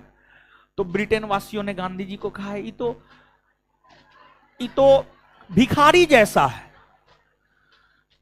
फिर फ्रैंक मॉरिस हो गए, विंस्टन चर्चिल हो गए, इन लोगों ने गांधी जी को कहा अर्धनग्न फकीर, अर्धनग्न फकीर। लोग कहने लगा, ये तो भूखा नंगा प्यासा लग रहा है, ये क्या, इसमें क्या है। तो फिर गांधी जी जब लंदन पहुंचे तो गांधी जी के लिए लंदन में रहने हेतु किंग्सले हॉल का जगह मुहैया करवाया गया। किंग्सले हॉल, लंदन में एक किंग्सले हॉल था, किंग्सले हॉल में ही गांधी जी के रहने के लिए जगह मुहैया करवाया गया। क्योंकि गांधी जी सरकारी वार्ताकार न थे, सरकारी वार्ताकार थे। जैसे मान लिया जाए कि अमेरिका के राष्ट्रपति आते हैं भारत समझौता करने के लिए, तो उनके लिए सब चीज, सुरक्षा का, रहने खाने पीने, सारा जिम्मेवारी भारत सरकार उठाता है, क्योंकि सरकारी मेहमान है वो। तो गांधी जी सरकारी मेहमान थे, उनके रहने के लिए किंग्सले हॉल में जो है व्यवस्था किया गया। गांधी जी किंग्सले हॉल में ठहरे। इसके बाद द्वितीय गोलमेज सम्मेलन 7 सितंबर 1931 को शुरू हुआ। द्वितीय गोलमेज सम्मेलन 7 सितंबर 1931 को शुरू हुआ। 7 सितंबर 1931 को शुरू हुआ। जब द्वितीय गोलमेज सम्मेलन 7 सितंबर 1931 को शुरू हुआ, गांधी जी भी सम्मेलन में उपस्थित हुए। और गांधी जी सोचकर आए थे कि हम अंग्रेजों से डिमांड क्या करेंगे। और गांधी जी जानते थे अंग्रेज तुरंत आजादी नहीं देगा, स्टेप बाय स्टेप अंग्रेज आजादी देगा। हम जो चाहेंगे कि एक दिन में हमें आजादी मिल जाए, वो मिलने वाला नहीं है। गांधी जी ये बात जानते थे। कांग्रेस के नेताओं को क्या लग रहा था जानते हैं? कांग्रेस के नेता को यह लग रहा था कि कांग्रेस ने अपना लक्ष्य 1929 के लाहौर अधिवेशन में पूर्ण स्वराज को घोषित किया है। तो जब गांधी जी गोलमेज सम्मेलन में भाग लेंगे तो गांधी जी यह डिमांड करेंगे कि हमें पूर्ण स्वराज दिया जाए। कांग्रेस के नेता को यह लग रहा था। लेकिन जब गांधी जी द्वितीय गोलमेज सम्मेलन में भाग लिए तो भांफे कि अगर अभी हम पूर्ण स्वराज की बात करेंगे तो पूर्ण स्वराज हमें मिलने वाला है नहीं, पूर्ण स्वराज हमें मिलने वाला है नहीं। तो गांधी जी ने द्वितीय गोलमेज सम्मेलन में भाग लेते हुए यह मांग किया अंग्रेजों से कि भारत को डोमिनियन स्टेट्स का दर्जा दिया जाए, भारत को डोमिनियन स्टेट्स का दर्जा दिया जाए, भारत को डोमिनियन स्टेट्स का दर्जा दिया जाए। यह मांग महात्मा गांधी ने किया कि भारत को डोमिनियन स्टेट्स का दर्जा दिया जाए। लेकिन आप याद कीजिए, नेहरू रिपोर्ट में भारत को डोमिनियन स्टेट्स का दर्जा देने को लेकर के प्रावधान किया गया था, लेकिन उस नेहरू रिपोर्ट को 1929 के लाहौर अधिवेशन में निरस्त घोषित किया गया और कांग्रेस ने अपना लक्ष्य पूर्ण स्वराज को बनाया। लेकिन गांधी जी वहां के माहौल को भांपे और वहां के माहौल को भांपने के बाद गांधी जी को लगा कि ना, पूर्ण स्वराज मिलने वाला है नहीं, तो डोमिनियन स्टेट्स ही मांग लेते हैं ताकि हमारा भी बात रह जाएगा। ताकि अगर मान लिया जाए कि हम मांगते हैं डोमिनियन स्टेट्स और अगर भारत को डोमिनियन स्टेट्स का दर्जा मिल जाता है तो अपने आप में एक बहुत बड़ी उपलब्धि होगी, अपने आप में एक बहुत बड़ी उपलब्धि होगी। ये गांधी जी डोमिनियन स्टेट्स की मांग किए, लेकिन अंग्रेज भारत को डोमिनियन स्टेट्स का दर्जा देने को भी उस समय तैयार नहीं हुआ। बताइए, जब अंग्रेज भारत को डोमिनियन स्टेट्स का दर्जा देने को लेकर तैयार द्वितीय गोलमेज सम्मेलन में नहीं हुआ, तो क्या पूर्ण स्वराज देता कभी पूर्ण स्वराज? कभी नहीं देता पूर्ण स्वराज। तो देख रहे हैं, अगर आप मान के चलिए, अगर वही द्वितीय गोलमेज सम्मेलन में गांधी जी के जगह पर सरदार पटेल जाते, पहला लाइन बोलते भारत को पूर्ण स्वराज दीजिए, मिलने वाला था। लेकिन वही गांधी जी सिचुएशन को भांप करके पूर्ण स्वराज के जगह क्या बोले, भारत को डोमिनियन स्टेट्स का दर्जा दिया जाए। गांधी जी इसी मांग पर अड़े रहे। लेकिन जब गांधी जी यह मांग कर रहे थे कि भारत को डोमिनियन स्टेट्स का दर्जा दिया जाए, तो अंग्रेज हिंदू मुसलमान करने लगा। वहां पर हिंदू मुसलमान दलित करने लगा, हिंदू को इतना सीट, मुसलमान को इतना सीट। जैसे नेता से रोजगार मांगिएगा ना, नेता से वाजिब सवाल कीजिएगा ना, वो हिंदू मुसलमान करेगा। हम मंदिर बनवा न दिए, हम ई कर न दिए, हम वो कर न, ठीक है, मंदिर अपने जगह है, मंदिर बना है, ठीक है, सुबह में उठ करके नहा धो करके जो है अपना पूजा जा करके कर लेंगे, ठीक है, मंदिर अपने जगह है। मंदिर भी जरूरी है, समझ गए, मस्जिद भी जरूरी है और रोजगार भी जरूरी है, सब चीज जरूरी है। स्पेशली बीजेपी के किसी नेता से बात कीजिए, समझ गए, तो वो एकदम मंदिर मस्जिद करवे करता है, वो रोजगार की बात नहीं करेगा, समझे। तो ठीक है, जो होगा होगा, समझे। बिहार में आप लोग चिंता मत कीजिए, CSDS का सर्वे आया है हाल फिलहाल में। बिहार में मुख्यमंत्री पद के रेस में तेजस्वी यादव सबसे आगे, बहुत आगे है, समझ गए, और वो बनेगा तो रोजगार देगा, इतना बात आप जान लीजिए। रोजगार उसका मुद्दा है, उसके भाषण को जाकर के सुनिए ना। आपको प्रथम चरण का कल चुनाव है, 47 को सभा किया है, 7 से 8 दिन में 47 को सभा किया है, और 47 सभा का उनका भाषण सुनिए, सिर्फ रोजगार रोजगार रोजगार, समझ गए। जब लोकसभा चुनाव में रोजगार को इतना बड़ा मुद्दा बना रहा है, विधानसभा चुनाव में तो उसको अपना मुख्यमंत्री बनना, तो रोजगार को कितना बड़ा मुद्दा बनाएगा और रोजगार देगा वो, समझ गए। तो बिहार में चिंता नहीं करना है, समझे। ताली बजाने से क्या होगा, उसको वोट दीजिएगा तब ना, उसको जिताइएगा तब ना वो रोजगार देगा, जीते हुए नहीं कीजिएगा तो रोजगार कहां से देगा। चलिए सुनिए, अब देखिए, कुल मिलाकर के हम आपको यह बात कहना चाह रहे थे कि गांधी जी कह रहे हैं भारत को डोमिनियन स्टेट्स का दर्जा दीजिए, अंग्रेज हिंदू मुसलमान करने लगा, यानी गांधी जी को मुद्दा से भटकाने का प्रयास करने लगा, गांधी जी को मुद्दा से भटकाने का प्रयास करने लगा। गांधी जी कोनो नया नेता थे, गांधी जी समझ गए कि अब मुद्दा से हमको भटकाया जा रहा है, अब सब लोग तो भारत से हमको भेजा है, कुछ आशा करके भेजा है। गांधी जी द्वितीय गोलमेज सम्मेलन को बीच में ही छोड़ दिए, बीच में छोड़ दिए और निकल गए लंदन से, चले गए जर्मनी, हिटलर से मिल लिए। और उस समय 1932, 1930, 32, 31, 32 में हिटलर चरम पे था। हिटलर की लोकप्रियता चरम पे था वैश्विक स्तर पर। हिटलर से गांधी जी क्यों मिले? मिलने के पीछे रीजन था कि मतलब गांधी जी संदेश देना चाहते थे कि अगर आप जिस अहिंसा के जरिए हम मांग कर रहे हैं आजादी की, अगर आप नहीं दीजिएगा, हम हिटलर की नीतियों पर चलकर आपसे आजादी ले लेंगे। यह संदेश महात्मा गांधी देना चाहते थे। इसी वजह से गांधी जी जाकर हिटलर से मिल लिए। मिलने के बाद भारत आ गए। दिसंबर 1931 में भारत आए।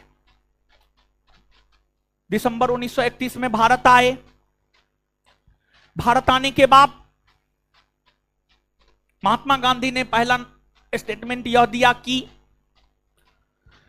मैं खाली हाथ भारत आया हूं, लेकिन भारत ने जो हमें झंडा दिया उस झंडा को हमने झुकने नहीं दिया।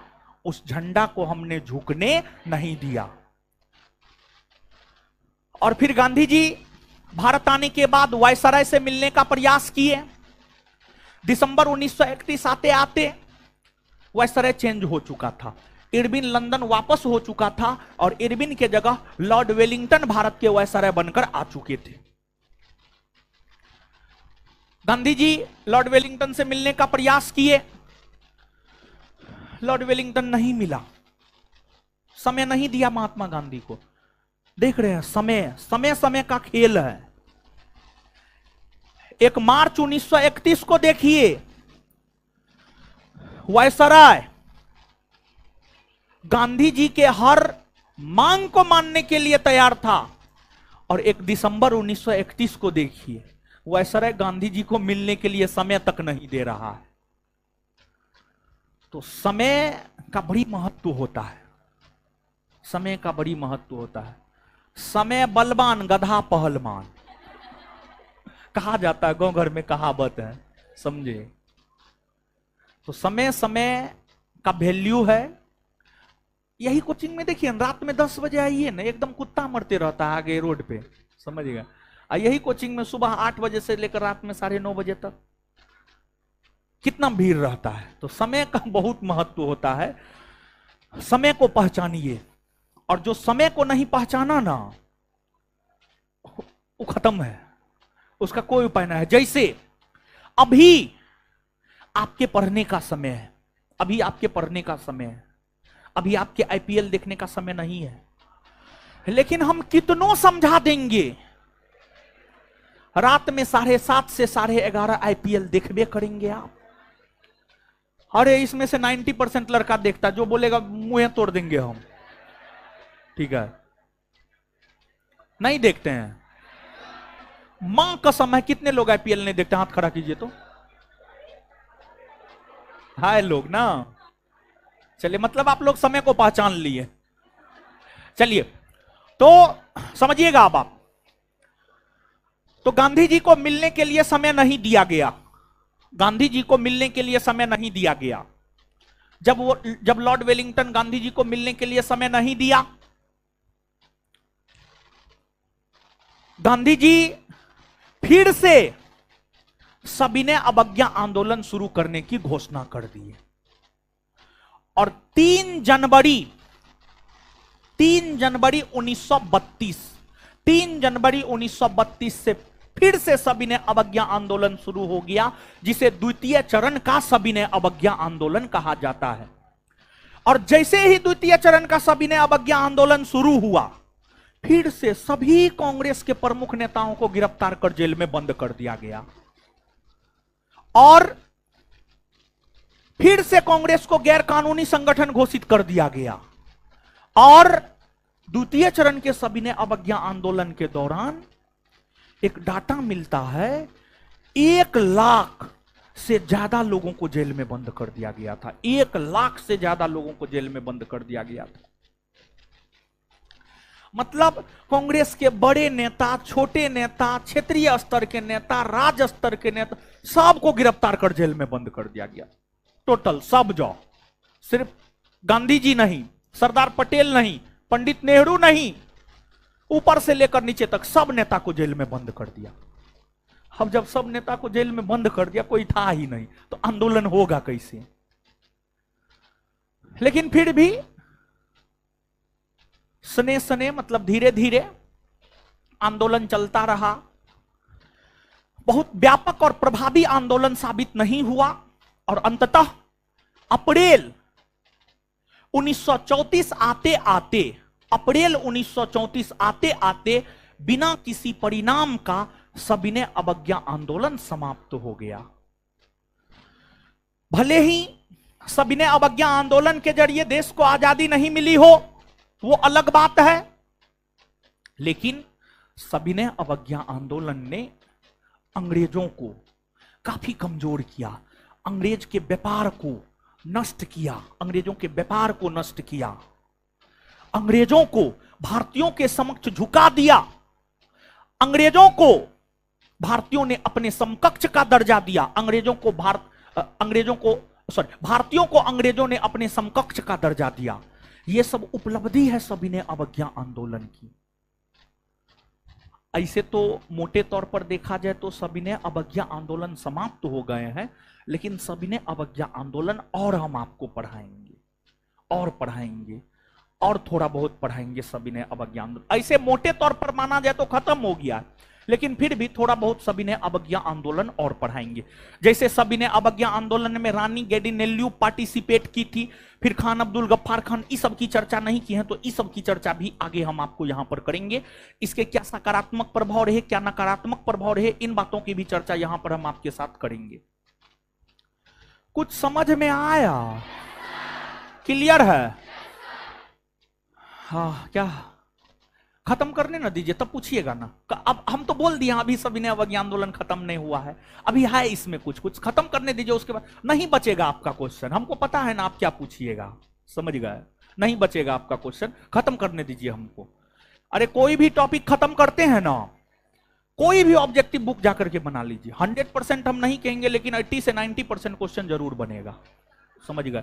आप कोई भी ऑब्जेक्टिव बुक जाकर के बनाइए, नहीं बन रहा है।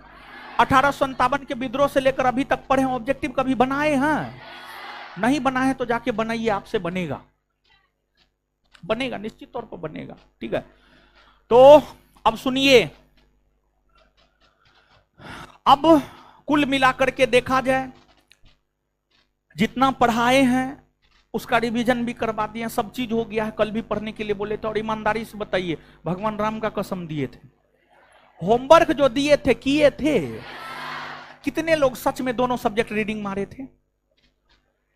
चलिए बहुत बढ़िया, बहुत सारे लोग हैं, और कुछ लोग नहीं भी हैं। अब कुछ लोग मानते ही नहीं है, ना राम को मानते हैं, ना हमको मानते हैं, ना किसी को मानते हैं, तो उनके लिए तो कुछ कहना ही नहीं है। तो अब जो है हमको लगता है अब टेस्ट सब थोड़ा थोड़ा शुरू किया जाए, क्या विचार? अब बहुत कुछ आप पढ़ लिए हैं, कम पढ़े हैं जी, बहुत कुछ पढ़े हैं। टेस्ट टेस्ट टेस्ट टेस्ट, ठीक है, टेस्ट। और देखिए अब टेस्ट शुरू कर रहे हैं, तो टेस्ट आप लोग कब दीजिएगा? शनिवार को दीजिएगा कि रविवार को? हाँ, शनिवार को कि रविवार को? शनिवार को, रविवार को। अच्छा सुनिए ना, देखिए हम बता देते हैं, शनिवार को दीजिएगा तो हम अपने से रहेंगे, और रविवार को दीजिएगा तो हम नहीं रहेंगे, समझे? अब बताइए, शनिवार को दीजिएगा कि रविवार को? शनिवार को कितने लोग दीजिएगा? हाथ गिराइए। रविवार को, रविवार को हम नहीं रहेंगे, रविवार को। अब एक दिन तो डेली तो कोचिंगे आते हैं, एक दिन अपना भी कपड़ों उपरांत साफ करना होता है हमको, बहुत सारा काम करना होता है, समझे, खुद से करते हैं। तो आपको क्या लगता है? चलिए चलिए सुनिए,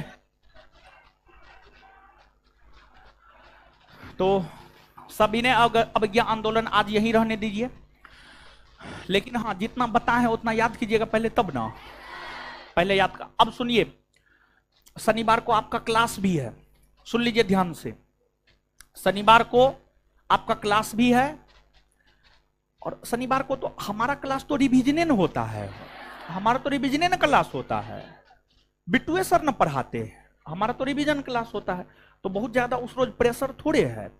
तो शनिवार को ही टेस्ट और दे लीजिए, और रविवार को जो है अपना भी रखिए एक दिन समय, समझ गए, थोड़ा बहुत रिवीजन के लिए। अब 7 दिन क्लास से आइएगा तो ठीक है, हमको कोई दिक्कत थोड़े है, हमको कोई दिक्कत ना है। तो शनिवार को जो है क्लास 3 बजे से होता है, तो शनिवार को 3 बजे से तो मेरा ही क्लास होता है ना, बिट्टू सर का क्लास होता है, और बिट्टू सर का क्लास होता है। अच्छा ठीक है, सुनिए ना, तो शनिवार को थोड़ा लंबा समय के लिए आप लोग, जैसे मान लिया जाए कि आप 3 बजे आते हैं ना, तो शनिवार को जो है रुकिए ना, बता रहे हैं ना, 1:30 बजे आ जाइए, 1:30 बजे, 1:30 से 2:30 टेस्ट होगा, फिर OMR चेक होगा, रिजल्ट दे देंगे, टॉपर को सम्मानित भी कर देंगे, फिर 3:15 बजे से आपका बिट्टू सर का क्लास हो जाएगा, फिर 5 बजे से मेरा रिवीजन का क्लास हो जाएगा, बिहार करंट मिसलेनियस का क्लास हो जाएगा। क्या है? सप्ताह में 1 दिन का बात है। और जो है अब टेस्ट शुरू ही कर दिया जाए, क्योंकि अब 1 महीना हो भी गया है, अब एडमिशन भी मैक्सिमम लोग ले ही लिए हैं, समझ गए, तो धीरे धीरे अब चीजों को शुरू कर देने में ही भलाई है। क्या इंतजार करने से क्या फायदा, कोई फायदा? तो टेस्ट में जो है 50 टेस्ट हम आपको बोले हैं, तो देखिए पर सप्ताह टेस्ट होगा, 1 सप्ताह, गौर से सुनिएगा आप इस बात को, 1 सप्ताह लिख देते हैं, ठीक है, लिख करके आप लोग ज्यादा समझते हैं। ये जो रविवार को टेस्ट है, सॉरी,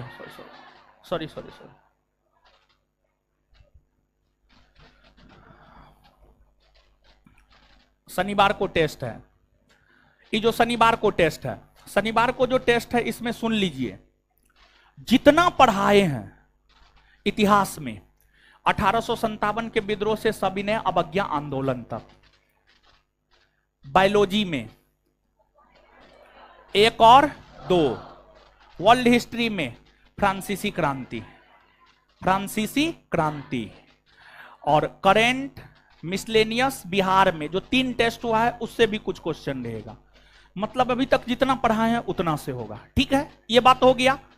अब इसके अगले शनिवार जो टेस्ट होगा उसमें पूरा एग्जाम के आधार पर, जैसे एग्जाम में 100 क्वेश्चन पूछा जाता है, आप एग्जाम में जाते हैं, आप पढ़े हैं नहीं पढ़े हैं, हर सब्जेक्ट से प्रश्न रहता है, करंट से रहता है, मैथ से रहता है, फिर रीजनिंग रहता है, जीएस रहता है, हर चीज रहता है ना हो। तो अगले सैटरडे को फुल लेंथ टेस्ट होगा, इस सैटरडे को, यानी क्लास में जितना पढ़ाएं, यानी ये क्लास टेस्ट हो गया, अगले सैटरडे को फुल लेंथ टेस्ट होगा, फिर उसके अगले सैटरडे को 15 दिन में जो पढ़ाए हैं क्लास में वो और पीछे पढ़े हुए, फिर अगले सैटरडे को फुल लेंथ टेस्ट, मतलब प्रत्येक 15 दिन पर एक क्लास टेस्ट और प्रत्येक 15 दिन पर एक full length test. Full length test के जरिए आप अपना क्षमता जानते रहेंगे प्रत्येक 15 दिन पर कि अगर अभी परीक्षा हो जाएगा तो हमको कितना मार्क आएगा, अगर अभी परीक्षा हो जाएगा तो हमको कितना मार्क आएगा, फुल लेंथ टेस्ट के जरिए। और क्लास टेस्ट के जरिए जो है आप ये आंकेंगे कि 100% हमको आ भी रहा है या नहीं आ रहा है। क्लास टेस्ट में 100% आना चाहिए, फुल लेंथ टेस्ट में 30% 40% 50% आता है, ठीक है, लेकिन क्लास टेस्ट में 100% होना चाहिए, क्योंकि क्लास टेस्ट में तो वही पूछेंगे जो हम आपको पढ़ाए हैं, जो हम आपको बता, कुछ भी बाहर का नहीं रहेगा। इससे होगा क्या कि प्रत्येक 15 दिन पर आप अपने पढ़े हुए चीजों का रिवीजन करेंगे, और दूसरा चीज ये होगा कि प्रत्येक 15 दिन पर आपको ये एहसास होता रहेगा कि हमारा अभी इतना औकात है, मतलब 100 में 30 हमारा औकात है, 100 में 40 हमारा औकात है, हम अपने परफॉर्मेंस को और कैसे आगे बढ़ाएं। बात समझ रहे हैं? क्लियर है नो? तो एकदम जैसे देखिए गांधी जी कितना आराम से स्टेप बाय स्टेप काम किए हैं, तो गांधी जी को थोड़ा पढ़े हैं तो हम भी स्टेप बाय स्टेप पे काम करते हैं, हम हड़बड़ा करके नहीं करते हैं कुछ ना, और स्पेशली दरोगा बैच में कभी हम हड़बड़ाते ही नहीं है, समझ गए? दरोगा बैच में एकदम आराम से काम करते हैं और बेहतरीन होता है, और यही वजह है कि रिजल्ट आप देखेंगे बहुत शानदार रहता है, समझ गए? तो ठीक है, क्या बोल रहे हैं? अब हाथ ऐसे कर रहे हैं, वहां से आवाज आएगा तो क्या है? डेली टेस्ट नहीं देते हैं? देते हैं ना। अब कितना हम आपको समझाएं, बैच खाना है, डेली टेस्ट पानी है, और दोनों जरूरी है। इस टेस्ट में डेली टेस्ट से भी क्वेश्चन, ये बात बोल रहे हैं, ठीक है, याद दिला दिया, हमारे ध्यान में नहीं था, हम दे देंगे, हमको क्या दिक्कत है?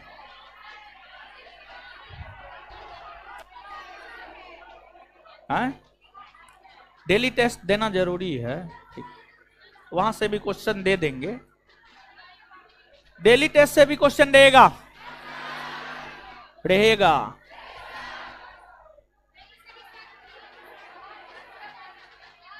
है?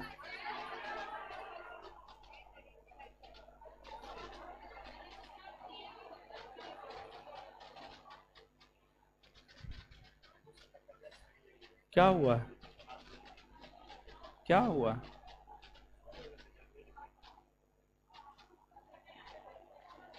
जाइए जाइए ना, होमवर्क भी पूछे।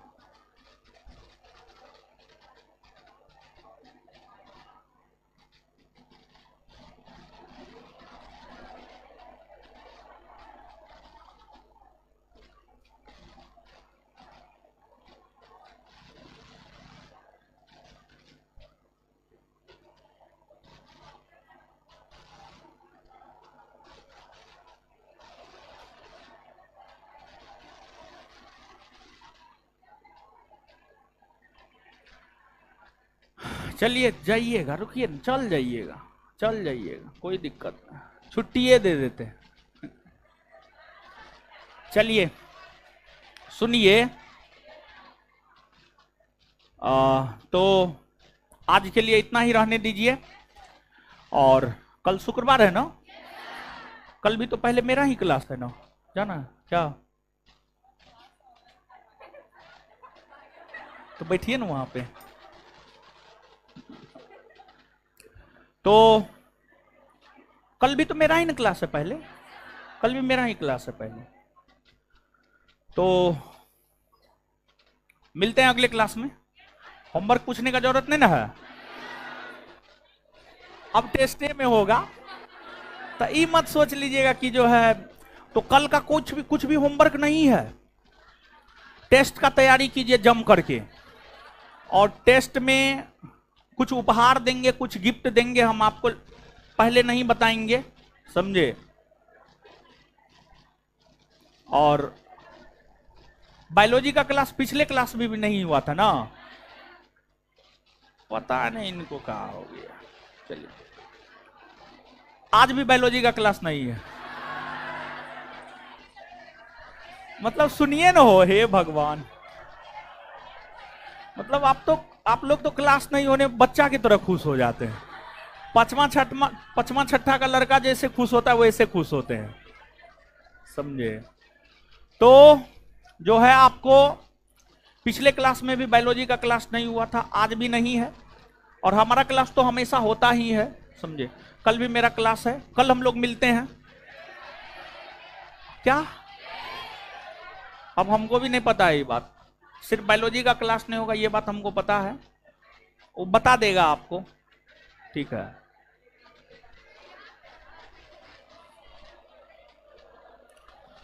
चलिए हमको निकलने दीजिए, मेरा बैच है वहां पे, तब आप लोग निकल जाइएगा। धन्यवाद सभी लोगों का।